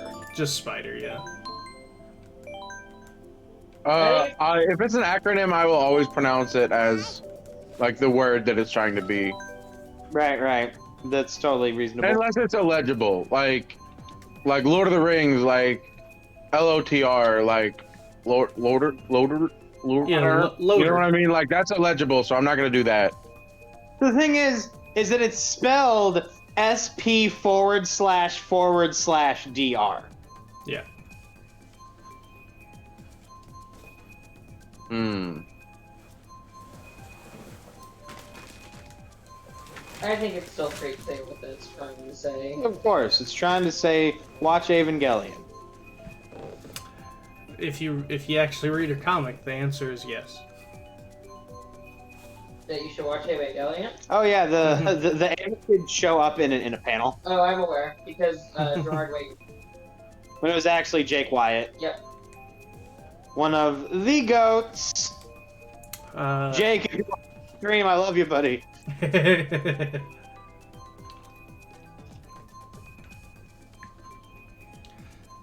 Let's see. Fantastic Four: Acts of Vengeance. Never heard of it. It's from the For them 90s. personally, I wouldn't give the Fantastic Four an axe. It's from the 1990s, apparently. No, I can't connect to the game anymore. I got kicked. Oh, What? Oh no. so an AI is playing you right now? I guess so. Dude, that's just like AI art, dude. It's just like They're just taking you over, bro. and you're just stupid if you don't like it. Like crypto. Like crypto. Let's see. Like crypto, the super dog. Yeah. Yeah, Jacob. Well, backing out of this, then, if you're not in the game anymore. Alright.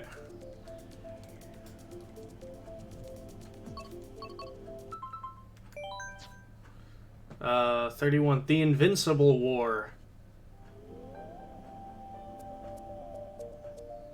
Guessing that's from Invincible. It is. It's when all the Image characters crossed over. Oh! Spawn, Invincible, all the Invincible characters.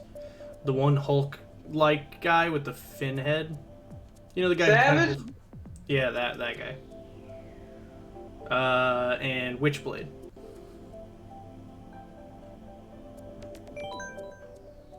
Pretty sure that's Witchblade. Savage Dragon, that was his name. Is Witchblade and the Darkness Image? That sounds right. Yeah, it does say Witchblade, yeah. It is Nice. Spawn, Savage Dragon, Youngblood, Jack Staff, Shadowhawk, Tech Jacket, Cyber Force, and Witchblade. So it's like Look. all of the Image people, which... We all need a little private time after reading Witchblade, if you know what I mean. Yeah, in the bathroom, because it's bad. You ever seen the Witchblade anime? No, I have not. I can't imagine it is any good. It's some pretty cool fight scenes. Well, I guess that's all you could really expect from it. Unfortunately, does the whole main character is amnesiac and can't remember anything trope, as an excuse to not have her, have a character arc. Sure. What about 30? Battleground Earth Invasion. Oh man, I love that. I was hoping to remember his name before I finished the joke. It's the guy from Grease and Face Off, John Travolta. I love that John Travolta. I thought you were talking like a Greek person, which I got very confused. Is that Travolta? That's fucking funny. Very thirsty. Lucky Red has started a room.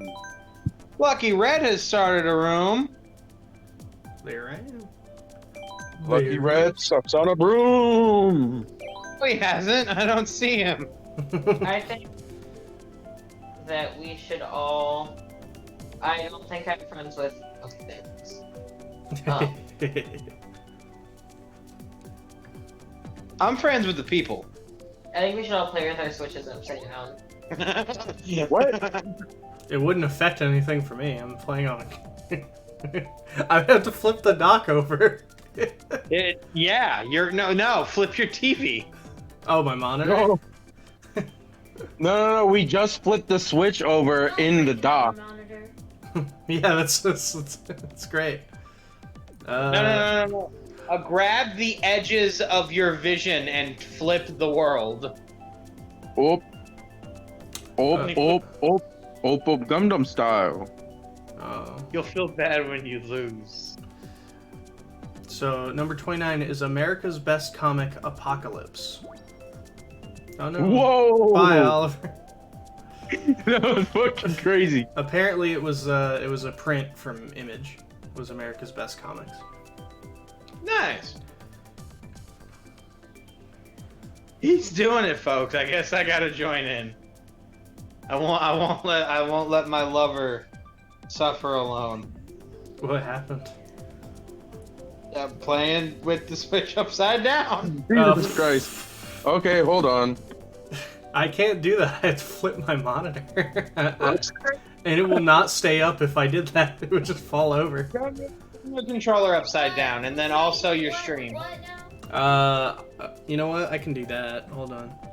What are even the buttons that I need to be pressing? Goddamn. Hold on. This is gonna be so difficult. Here we go. Are you gonna Here we do it go. while you're upside down? I don't know if I can do this. There, done.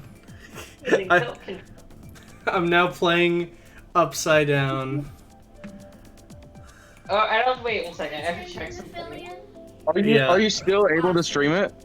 Of course. Well, if you're watching the stream, you'll see how I'm doing it. I gotta figure out where my A button is. Okay, here it is. I am watching the stream so I can screen look on your ass. Are you really? That's genius. Yeah, send the link, motherfucker. I can. I'm busy. Wait, are you switching? Muffin your controls? can. Oh, is Zach cheating? No, What? I'm not cheating. At the very Okay. least.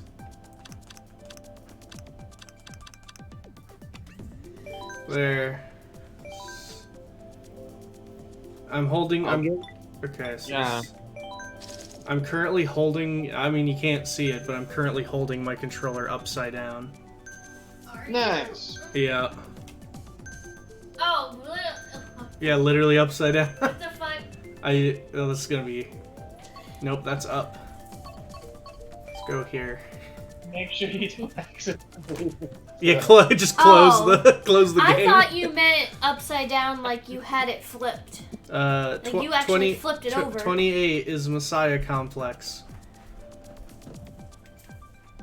The complex was okay. It's another one of those. They didn't, if forever crises the X-Men found themselves in post House of M. 4 minutes. Not minutes. Shoot. World War Hulk. Yeah, the sequel to Planet Hulk, where he came back and kicked the fucking shit out of everybody. Yeah. That's where we get World Breaker from. Yeah. I don't think that one's all that great, actually. At least that story. It has some pretty neat moments if you're a power level guy. Yeah. Oh god, I don't even know if I'm gonna be able to accelerate. Is it this button? I can eat celery. Oh my god. I don't like this. I don't like this at all. Is that Oh, the fuck. world? I Is fucked that up. is how the world feels on hallucinogens? How did I No. go? Let's... Hey, I got a boost jump. Kinda. Ow, fuck. Throw. Oh, I just noticed we're on Woohoo Island. This is a me stage. Ow.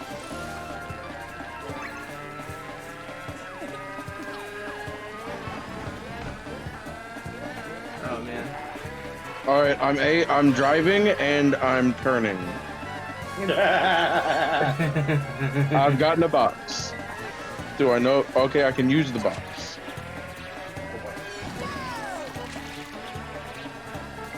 I've seen. Oh, how'd I miss everybody? I've got to like trick my brain into thinking that it's like inverted controls, like Fuck, bro, I just drifted successfully. Hold up.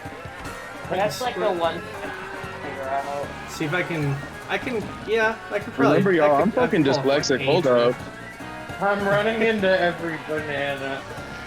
range. My work group is going fucking nuts right now too, so I'm like... Oh god, that's a bomb. They're firing you, No! Crash on I Damn you, Jacob. in days. Day. It's been like 28 hours at this point, I think. Same. That's healthy. Like that's doctor recommended. It's proof that you're not a baby. Well, at that point, like, after I had to do all my car shit, I figured I would just wait until I knew what the schedule was, so I knew exactly. Just hurting my hands to do this. Oh yeah, that's the only... Yeah, my No. thumb is starting to really ache. It is not It's the just my middle finger, because I'm like not letting go of accelerate, because I know like I will lose full control of my car if I do.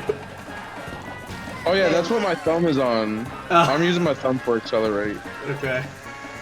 I usually use my thumb to pick my nose. Oh, that's really That- uncomfortable. Yeah, like that's some Actually. intense. That's like hefty. I'm getting I use my pinky, my guy. Yeah, right. Dude, I'll use your pinky too. Keep talking to me like that. Hey, hey. I just hit myself. Hey, don't dox me. I just died. Letting the internet know I have a brother. You got 5? Don't dox my 4 to 5 brothers. Don't dox my undisclosed number of brothers. That doesn't even count. Ah, you bitch! We're on the same team. Fuck you. What'd I do? Not you. Isabel fucking killed me. Oh, I'm gonna put my console in charger. Fuck. I also like to call Olive. That's different. Different context. That's true. Did you just say you also like to fuck Isabel? What? What? Not another one! I've seen some pretty good Isabel Rule 34. No! I've never seen that before. That's disgusting, Jacob. I've never seen. Okay, Zach. I've never seen Wait, that. what'd you just call me? What did I just call you? Yeah, like you're calling me out, and then you did the exact same thing. Good Kamala Harris Rule 34. I haven't seen that. I don't have to. Oh, I'm not doing that more than one round. That's a Yeah. one round thing that I can do. Yeah, I've moved. No one! Yeah, I saw that coming. Let me flip myself back over. Hey, come here. Hey, I fucking won, dude! I actually was doing okay until Isabel killed me. Oh, 26 is Sinestro Core Wars. I never died. Yo, my dyslexia just like allowed me to fucking beast on that shit. Computer. Sinestro Core War was the highlight of the John's Green Lantern era, and Yeah. he just tried to recreate that. Forevermore. Yeah. Hey, his run on Flash was pretty good. Yeah, it was. Communication error has occurred. Oh, did you get? Oh yeah, no. Now I just got disconnected. We're all out. What keeps happening with the fucking battle mode, dude? I know No, it's out. we got through all 15 races without any issues. Right, that's what I'm saying.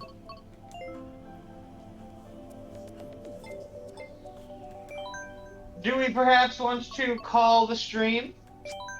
Oh, I at least wanted to finish the list first. Fair. Where are we at? 25. Alright, 25 to go. Who's making the next room that will die? Already did.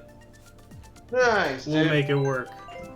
As I'll long as make we. you- And in theory, we could also pick the stream up in an hour after my Smash is downloaded, and then we can play Smash in a couple hours.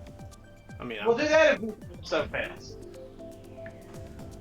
Yeah. What did you say?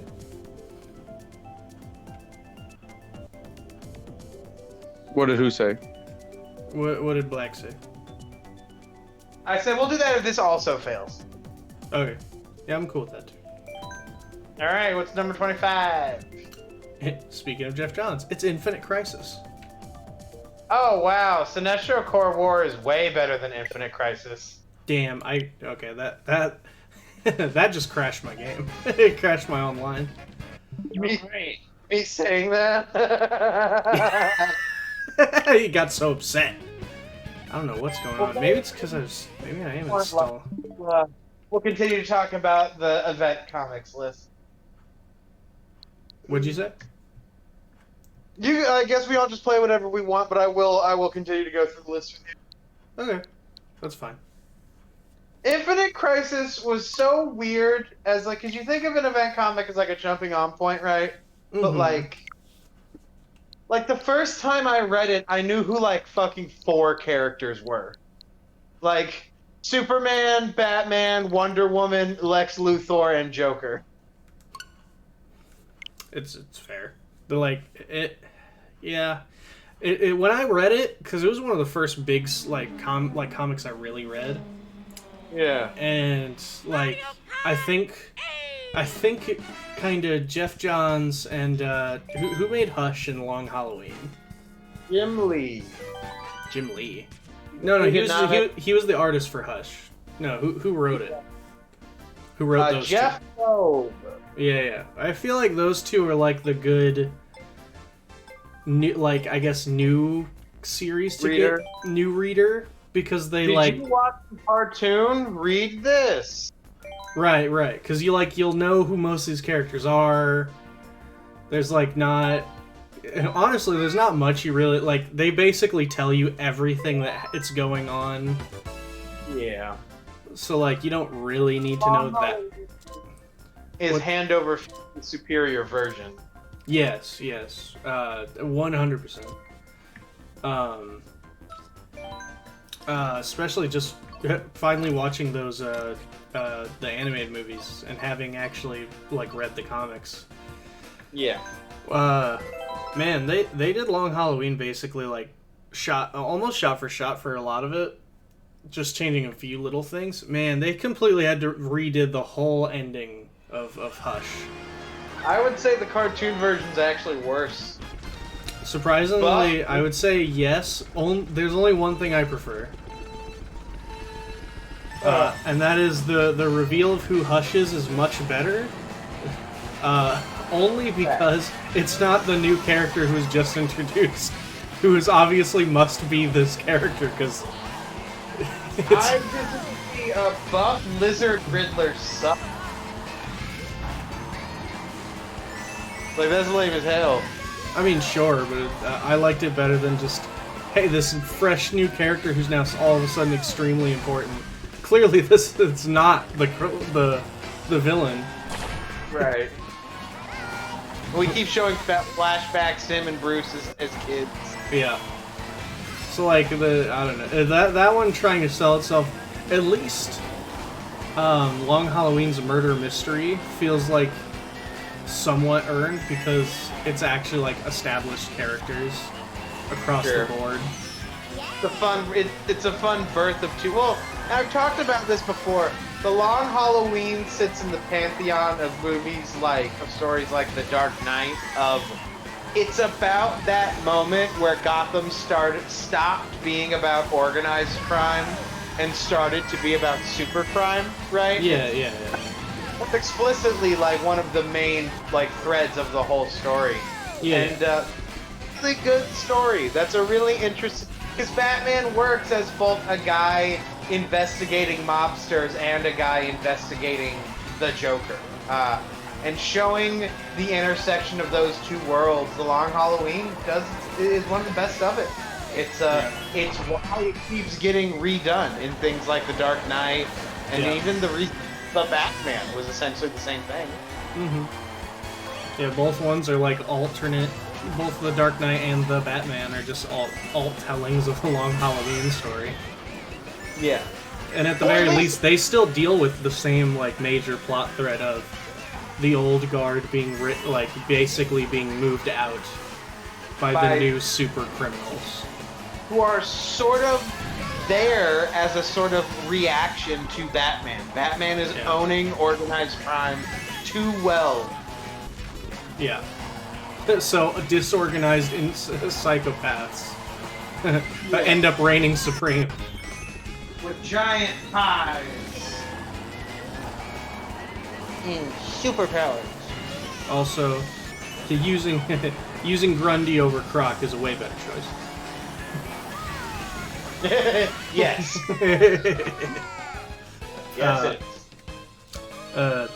The only other thing is really the fact that Long Halloween also like freaking like Gordon is like also a huge character, which I feel like he never gets enough love. He is so important to Batman as a character. I'm going to disagree. Every Batman fan fillets Commissioner Gordon incessantly. I know, that's what I'm saying. Oh, you're saying that they love him. Yeah. Okay.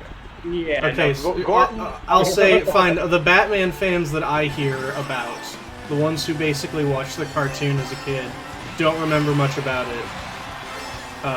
But say they love Batman, but know basically nothing about Batman. Sure. Can't stand anything but cool, dark, loner Batman. Right. I got you. Like, you know, the Bat family is lame, and Commissioner Gordon's or whatever, I'm basically the kind of writers who write Harley Quinn. No, that's that's not true. The Harley Quinn writers are just, you know, irreverent. You're talking that about show is funny, who just want Batman to be a rage. You just want him to be Rorschach. They want him to be a rage man. but yeah, Roll. they just want him to be cool. Yeah. Well, 24 is House of M. Yeah, there it is. It was The definitely. first big event comic. First of many to come. Oh yeah. No more mutants. One of the rare cases where something like actually changed comics for at least a while. A decade plus, all the way up until Hope Summers and the Krakoa stuff. Mutant numbers went below 1,000. I think they were in the hundreds. They were like in the like 200 to 300s. Yep. It's pretty wild to think, since how big mutants have been in Marvel, basically since Giant Size X-Men. Yeah. 23 is Unity? Don't know it.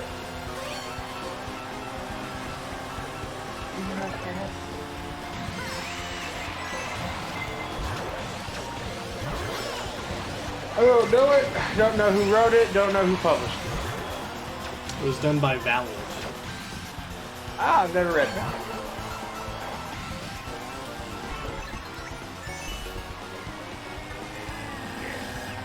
Oh, damn you, Roy. He beat me last time. 22 is Executioner's Song. Hell yes. Love that. Love it when they do that shit. Just the X-Cutioner is. Was that a 90s thing? Looks very 1990s, absolutely. Hell yes.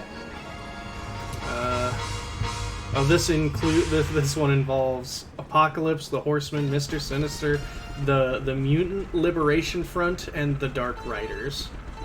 Hell yeah. So like all the X big character stuff. Showing up to cause issues. Which the X-Men never deal with issues.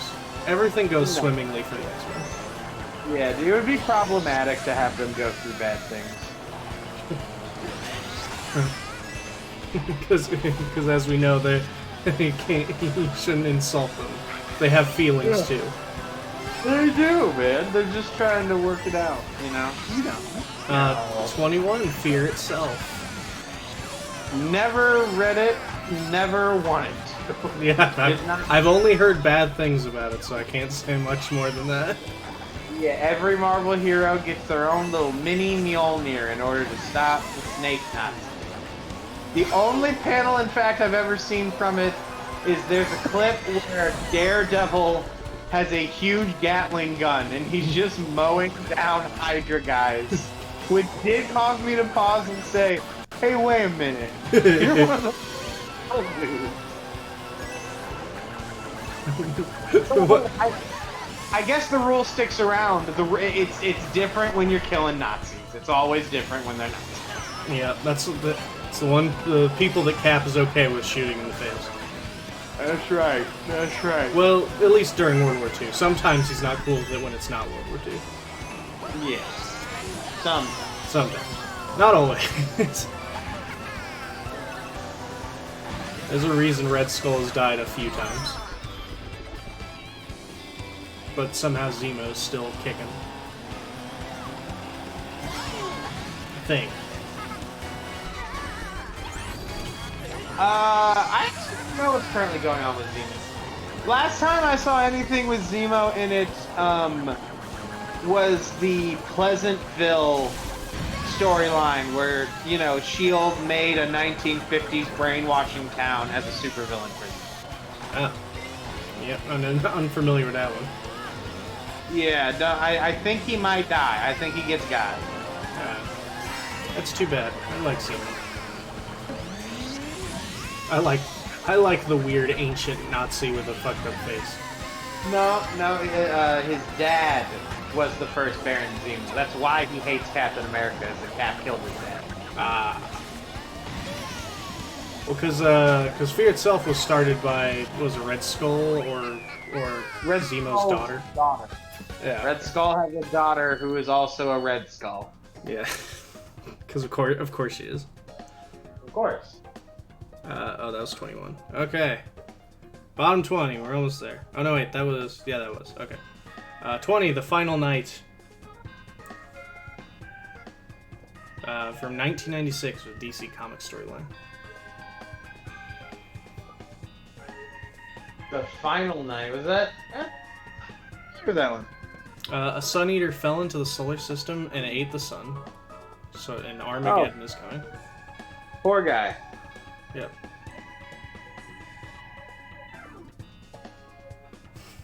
Okay, this description saying also Etrigan, the demon, tried to eat everyone's soul, that prankster. Poor guy. What a goof. What a goof. I love Etrigan so fucking... You got fair. 2 thumbs up to the demon. 19, The Original Secret Wars from 1984. The original Secret Wars. Hulk's holding up a whole ass mountain, folks. I mean, that was like the first big event comic, right? Like the first actual event comic. I'm pretty sure the first event comic is Crisis on Infinite Earths. Oh, really? Yeah. 18, The Apocalypse War. Specifically, the Judge Dredd one. Oh, yeah. I have not read a whole lot of Judge Dredd comics, and it's not that, like, Judge Dredd is like an evergreen, every story is good, but like the Judge Dredd stories that people like applaud are often like excellent. Judge Dredd he's an awesome comic book. He really is. I mean, he has probably one of the best comic book movies of all time. Yeah? Yes, he does. And the one that no one saw. That's right. That's how you know it's good. You're talking about the Sylvester Stallone movie? Yeah. You know it. Okay, a good idea is to always hire Rob Schneider to make fun of your main character. Yeah. Was Schneider in that movie? It worked in Demolition Man, too. Rob Schneider is in that movie. Famously, he hits him with, oh, watch out, Mr. I am the war. I like that less. I already hated that movie, now I hate it more. This has funny lines. Judge Dredd. It's not even like bad fun. It's just not it's just such a shit movie. At least the law scene is funny. Completely outshined by Dredd 3D. Yeah, Dredd 3D. An actually excellent movie. They invented 3D technology for Dredd 3D. No one believed me.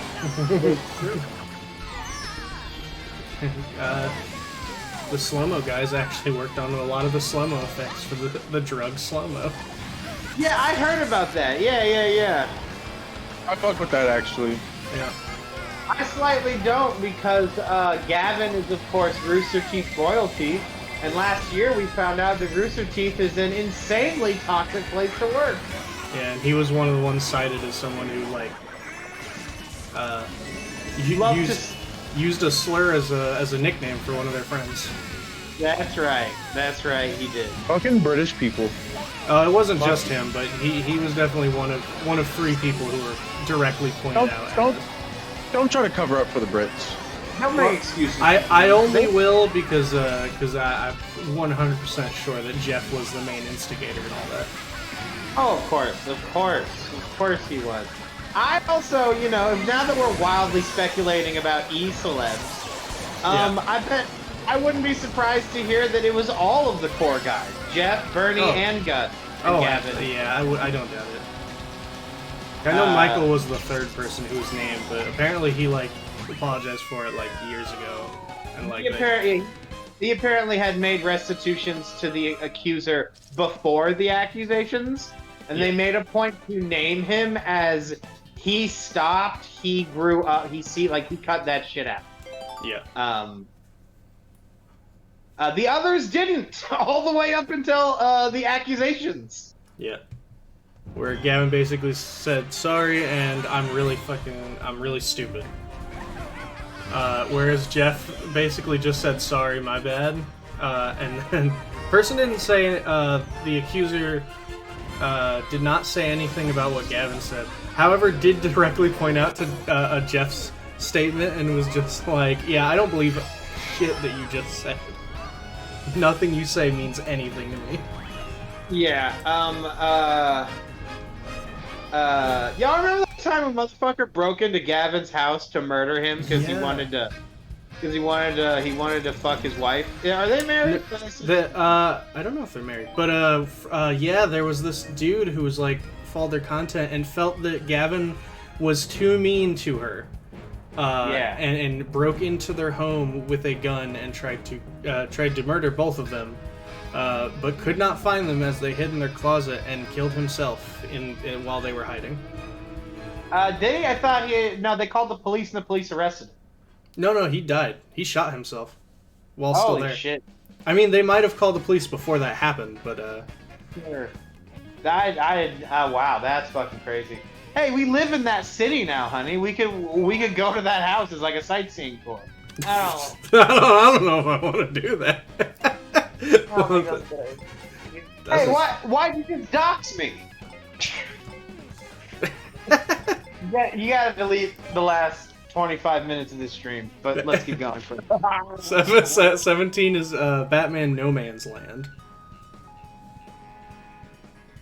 Give it another hour. No Man's Land is such a weird thing because it's like the No Man's Land storyline itself is pretty okay, but a lot of it laid the groundwork to retcon Batman out of his 90s isms and like kind of pave the way for the 21st century Batman that we have now. Like I don't know if you're aware, but No Man's Land is where they put Harley Quinn into the main continuity. Oh, interesting. I like the art. That looks great. But I believe that's also where Cassandra Cain becomes Batgirl. That would check out. What's up, hon? I just looked up about that. Yeah, okay. It said when he couldn't find them, he just he broke in through the window. Yep. Said he fired one round.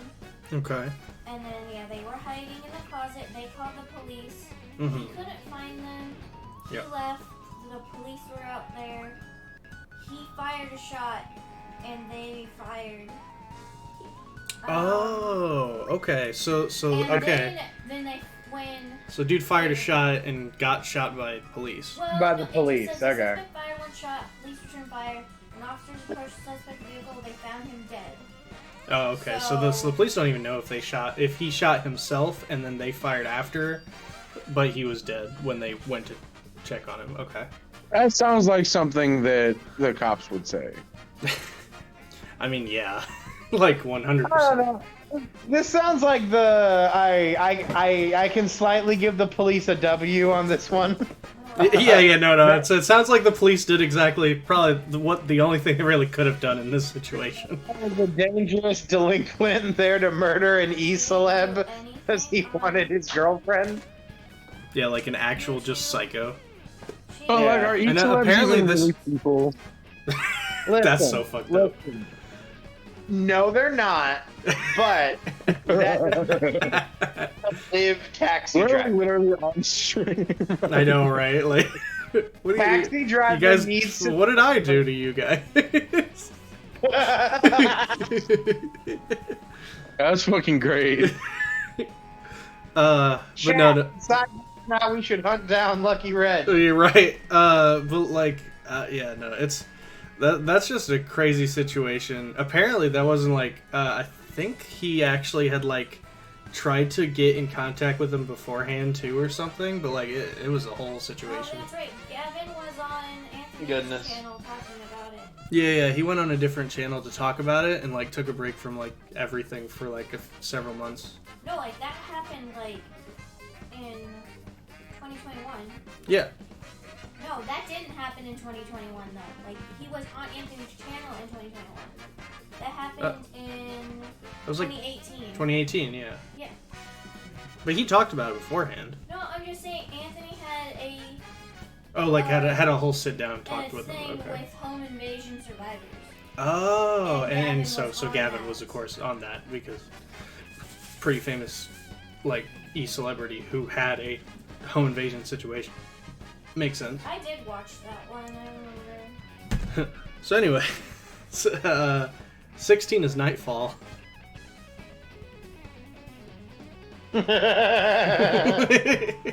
Not stalkers.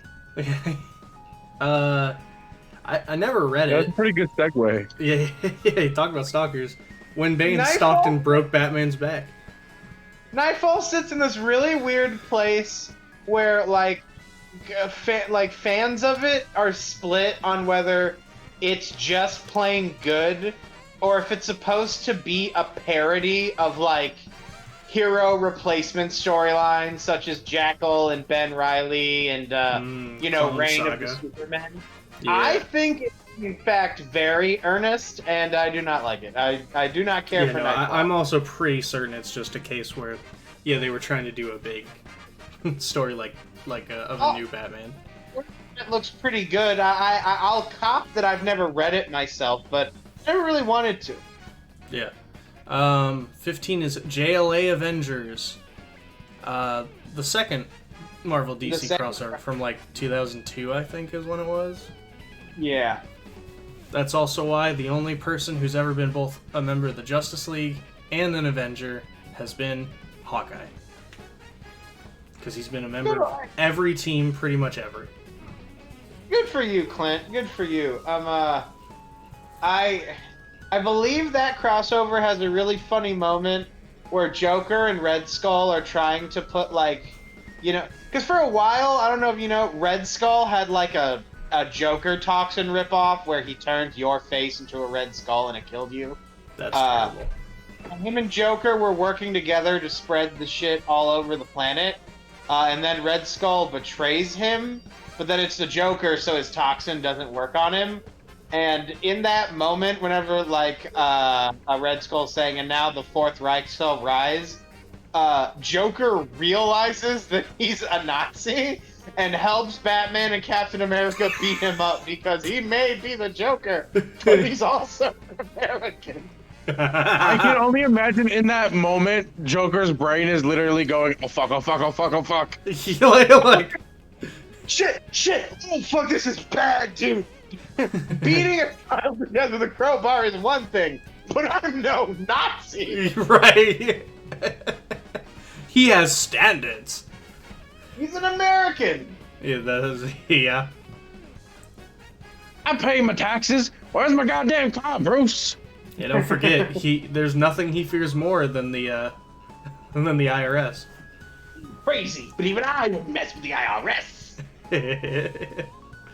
God, it's so perfect show, man. 14 is Trifecta. Was a No. big 2000 AD, which was like the company that ran Dredd, Judge Dredd, had like 3 other big crossover characters. Nice. 13, Annihilation. Oh, I love Annihilation. Dan Abnett and Andy Landing's time as the bosses of what's going on in Marvel space, while Bendis just reigns supreme over like the main Marvel line during his time on the Avengers is. I love everything they did, and James Gunn's Guardians of the Galaxy movies do not happen without the seeds that are laid by Annihilation and all that. Like that's the storyline where Drax the Destroyer becomes modern Drax the Destroyer. Yeah, as an example. It lists Drax, Nova, Ronin, and Silver Surfer get like full-fledged like spotlight stories. He's not stupid yet. Like in that storyline, he's still very intelligent. That would come later with the Dave Bautista stuff. But yeah, it really gave me a big that comic introduced me to Star-Lord, Nova, Gamora, all that shit. These are classic characters. I could have read old Marvel and found out about them, but like this is what brought them into the limelight. About modern Groot, Rocket, all of that like begins at Annihilation. I recommend it to anyone with the Marvel Unlimited app and who is a fan of like Marvel comics in general to check out the space stuff that was going on in the aughts. Silly cosmic Marvel. No, it is not silly cosmic Marvel. It is treated dead fucking serious. It would not become silly cosmic Marvel, funnily enough that I mentioned him, until Bendis would take over Guardians of the Galaxy with the Marvel Now publishing initiative. And we'd get weird members like Iron Man and Agent Venom. Yeah, where they like clearly laid the seeds of like it came out before the movie, but since they're both, Disney products, I've always suspected there was a little bit of like paving the way for the silly Guardians of the Galaxy movie in Bendis's run. But I digress. Yeah, the Dan Abnett and Andy Lanning Marvel Cosmic era is very good. Well, what about number 12, Civil War? Very bad. Very bad. Pretty important. Again, a comic that like legitimately did have like a lasting impact, right? Like good like 6-7 years or something like that. Yeah. All the way to Siege, right? All the way until the end of Siege. Yep. Literally the whole thing until the end of Siege was like where it was truly illegal to be a superhero. My only complaint about it is that it does the both sides argument very poorly. Because Iron Man immediately turns into Hitler. Well, yeah, when you're like both sides are like, honestly, one of my least favorite things about like Civil War sucks. Let's just be real. It's not good. It is a terrible story that is so important and so beloved because it was so big at the time. Like it became so popular that like this is when they started doing every year we had an event. Spider-Man taking off his mask at the White House is neat. Yeah. I'm a particularly big fan of the moments where Punisher keeps trying to help Captain America. Yeah, but they don't like him. Like rejecting him as hard as possible over and over and over again. That's pretty funny, actually. Iron Man's speech to Cap. Like at the very end of the story. Yes, Cap getting domed, not being back for years to come. The actual fighting between the two hero sides. Surprisingly, the death of Goliath is like the most important thing that happens in the story, and then it's very forgettable actually, because it's Goliath. Sure. But my biggest complaint about Civil War, other than the fact that they try and play devil's advocate for both sides, even though I guess you could say there's right and wrong like to both sides, except the thing is Iron Man immediately commits extremely evil acts, like brainwashing supervillains to make his army, and locking all superheroes into the negative zone. They put fucking Daredevil in the negative zone.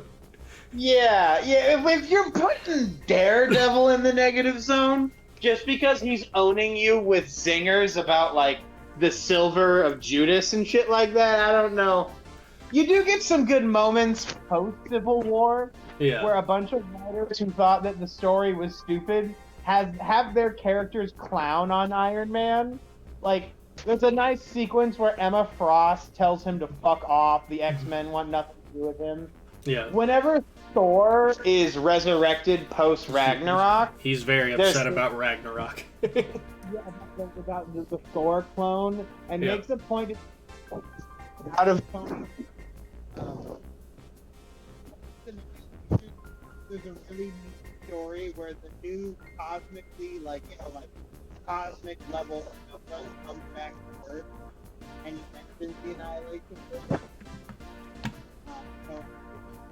We heard about a border, and then nobody interrupted the thing. You heard some things. The Skrull Empire's gone, Tony. But no, my biggest issue has to be the fact that in the story, right at the beginning, Iron Man is like told about the neutron situation, what happened with the blowing up of those kids, and he gets confronted about it, and he instantly his entire motivation in life is based on this one person being all like, I lost my kid this one day. And he wasn't there. 2, he has nothing to do with it. And 3, it's like, dude, you need to chill out. It's especially egregious in the face of, like, he didn't get this insane over Scott Lang getting blown up in Avengers Disassembled. He didn't get this intense over the Scarlet Witch's genocide of mutants in House of M. Yeah. Or his own personal, like, doing crazy shit. Where, like, when they talk about what it's like being a teen hero in the Registration Act world, it's explicitly, like, terrible.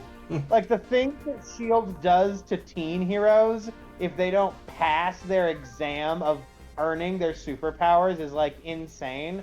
Like, it totally fails to create, like, a nuanced universe. It is just Iron Man and Captain Marvel are supervillains now.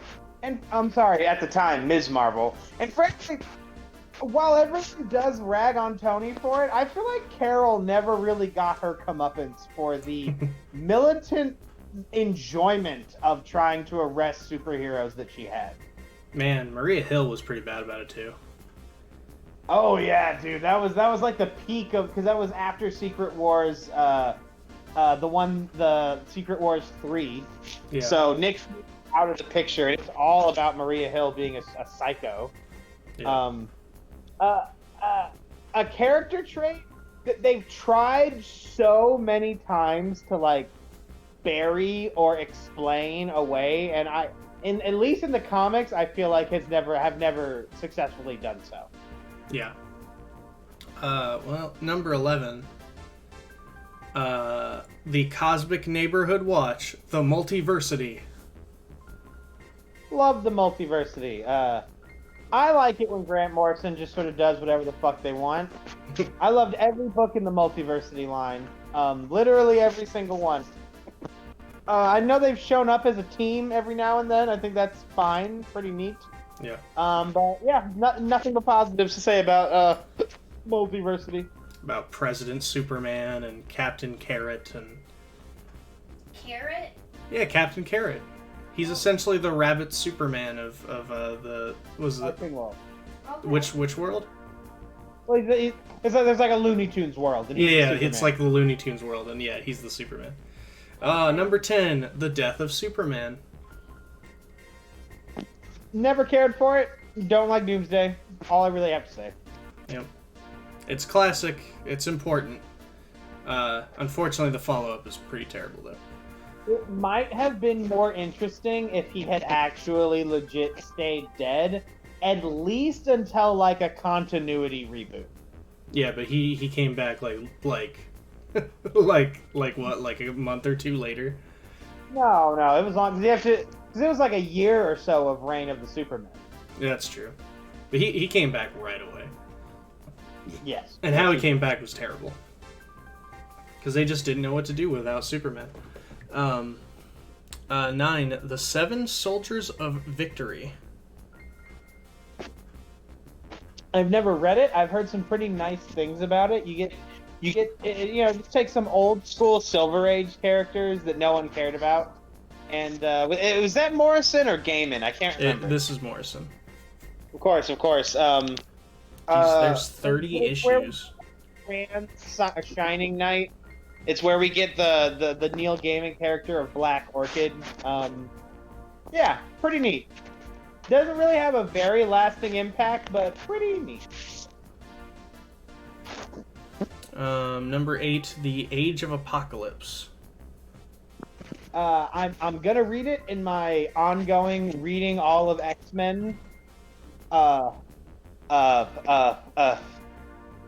punishment I have given myself. I know that it's one of those X-Men future timelines that they just can't quite shake off. I unfortunately have read interesting stories with Apocalypse, so I can't just write him off as another lame wannabe Darkseid, much as I wish I could. But He kind of is. This is interesting in the slightest. The Age of Apocalypse universe is pretty neat.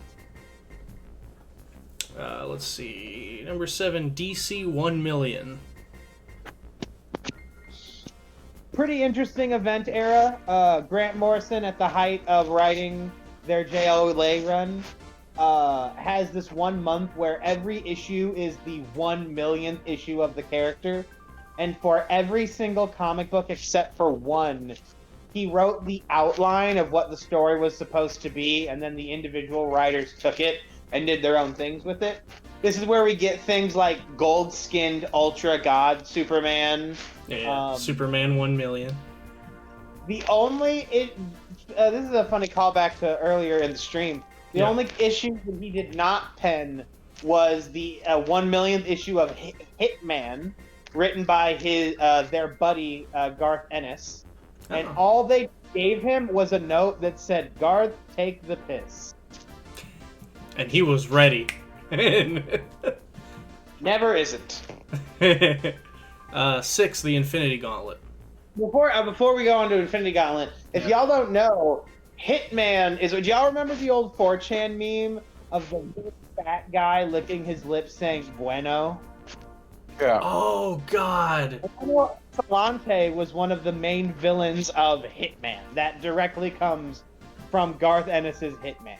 Oh, shit. He's one of the, what is the name of that team? Are they called Section 8 or like the Crazy 8 or Yeah, something? they have like an actual team name, but they are like Section 8. They're like the most weird and dumb team of characters. Best one on that being Dog Welder, the man who will weld a dog to your body. That's his superpower. Is the unique power to weld dogs to people. I hate that. In fact, Dog Welder number 2, Sorry. explicitly Dog Welder.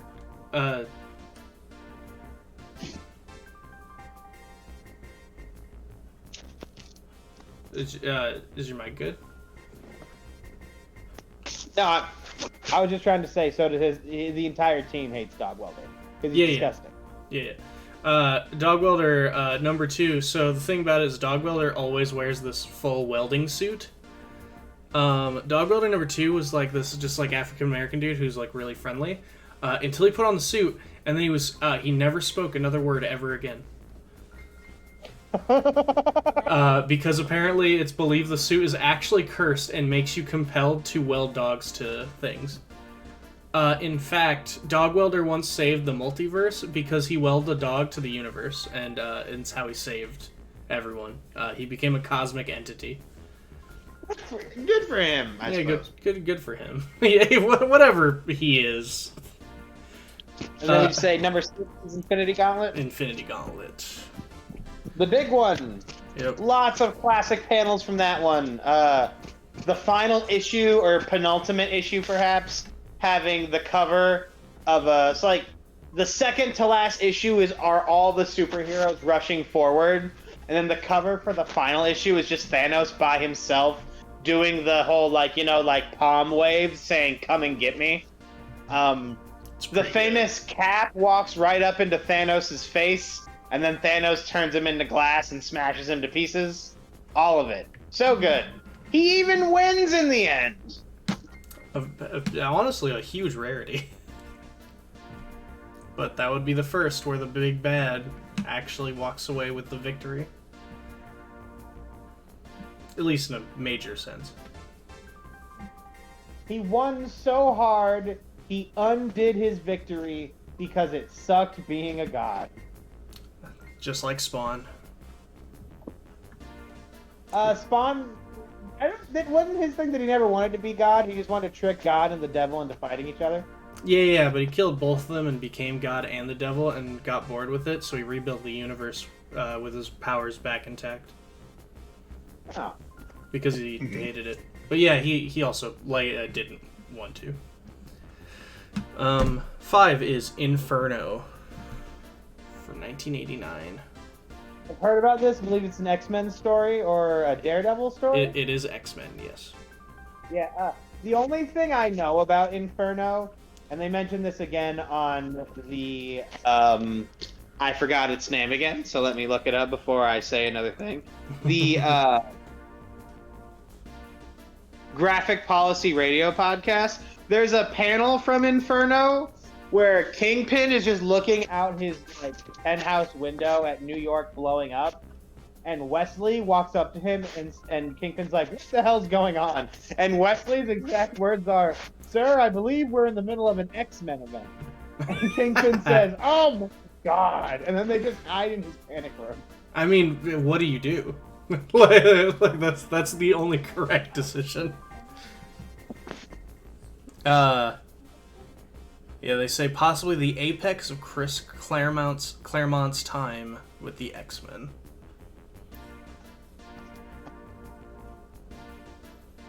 Number 4, one I've actually read, House of X and Power of 10. I have not gotten to touch them myself. From people whose opinions I trust, the Krakoa era has been pretty fucking good, and it all starts with Hickman's relaunch. Yeah. With Hot Pox. But man, I pulled up a shop the other day, but they didn't have it. They were out of stock of it. Apparently, since it's the place to start with modern X-Men, it flies off the shelves pretty regularly. And it's very good. Like I was all about the ridiculous, timey silliness, and it was great. And that's where it starts. Number 3. All right, top 3 greatest comics of all storylines of all time. No events, not it's just events. Yes. What? Yeah, events. So, yeah. 3, Crisis on Infinite Earths. The big one, the OG. Look at all these fucking characters. Goddamn. Look at all these planets blowing up. Look at how Superman holds a dead Supergirl. I wonder if you'll ever see that homage again. Never. It'll never happen again. Who the fuck? Monitor or Anti-Monitor? That's my... There's a whole lot of moments from Crisis on Infinite Earths that are interesting, and the Monitors are not either of them. Fair enough. One thing that definitely should have forever stuck around is that Barry Allen should have been killed and stayed dead because his horrifying death telling them all to keep trying is legitimately creepy and harrowing. And the epilogue that shows that Barry Allen's life is an eternal loop and that after being disintegrated in the crisis, he travels through the Speed Force and Barry Allen himself is the lightning bolt that strikes Barry Allen and turns him into the Flash. Perfect. Amazing. Never should have been read. Nope. But now he's the Flash, much like Hal is now the Green Lantern. Yes. Forever. 2, Final Crisis. Final Crisis. It's so crazy that like Morrison would eventually even go on to do Multiversity because like Final Crisis is a pretty great take a bow on the DC universe, right? Like you can literally only enjoy it if you A, have an encyclopedic knowledge of DC, and B, which is why I didn't like it when I read it, because that was when I was getting into comics. Are reading all of Morrison's tie-in comics that they're writing at the time, like Superman 3D and shit like that. Batman R.I.P. Yeah.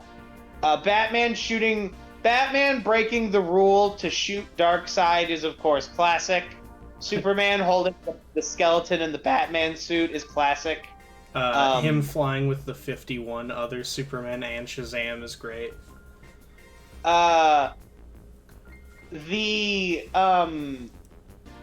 fact that Darkseid controls everyone using the anti-life equation by giving them the chum bucket helmets from the SpongeBob movie, also perfect. Yeah. You even get a moment of Green Arrow and Black Canary embracing each other at the end of all things. One of the ultimate couples. In comics. Alright. Jared, what's number 1? You know what it is. I already know the list. It is Jonathan Hickman's Secret Wars 4. Secret Wars 2015. Yep. And I've also read that. And I can agree, it is very, very good. What's the point of ever having another Mr. Fantastic Doctor Doom story ever again? There's a lot of moments of Secret Wars 2015 that don't hit the way I think they're supposed to. Particularly, Star-Lord is just kind of there to set up, Groot taking over Yggdrasil to duke out Galactus. But then it's like a Black Panther with the Infinity Gauntlet leading the army of Marvel zombies. You and I, Lucky Red, particularly have always loved Cyclopses. Just another man playing a god, but I am mutant more than man. Followed by immediately getting owned. Literally turned into dust. No, you're thinking of Thanos. No, he just snapped Cyclops' neck. Oh, that's right.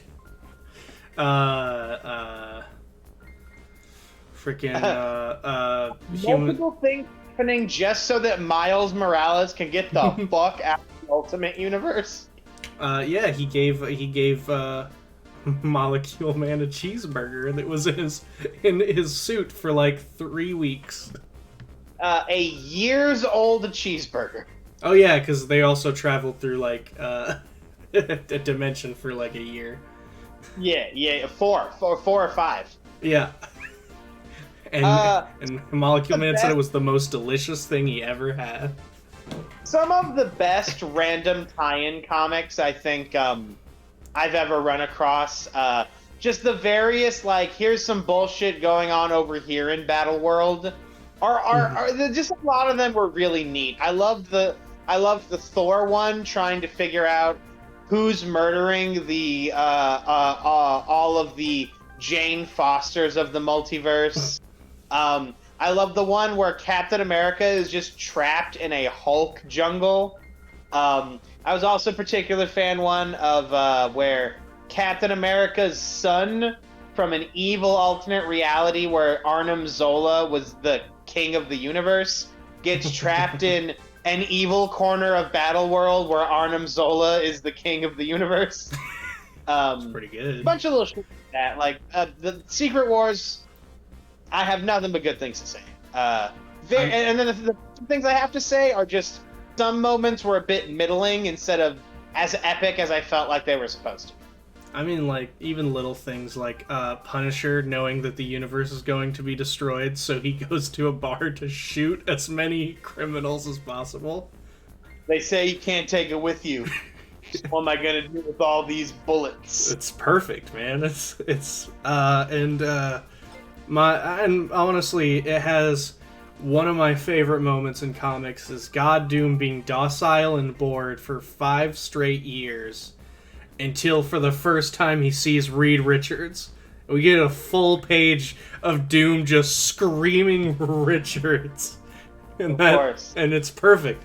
That's why they are the best, like, villain hero dichotomy.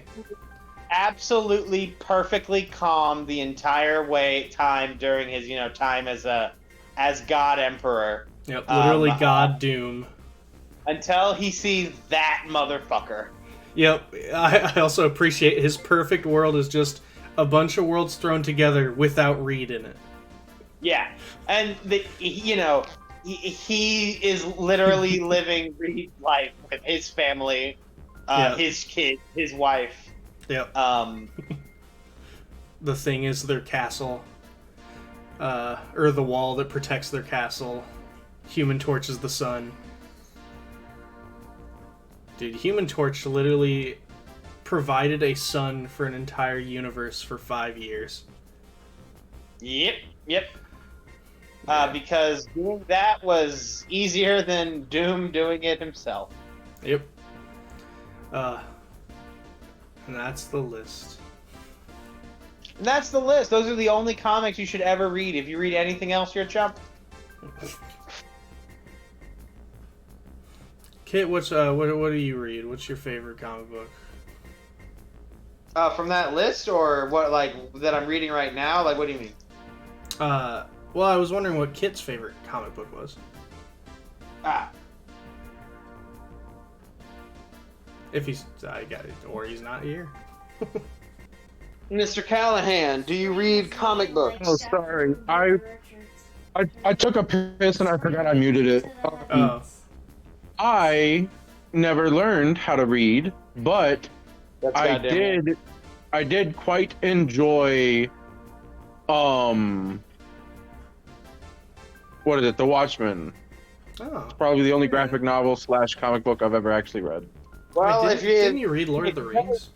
might as well read the best, huh? It's true. No, I did not read Lord of the Rings. I just have it on my shelf so I look smart. Fair enough.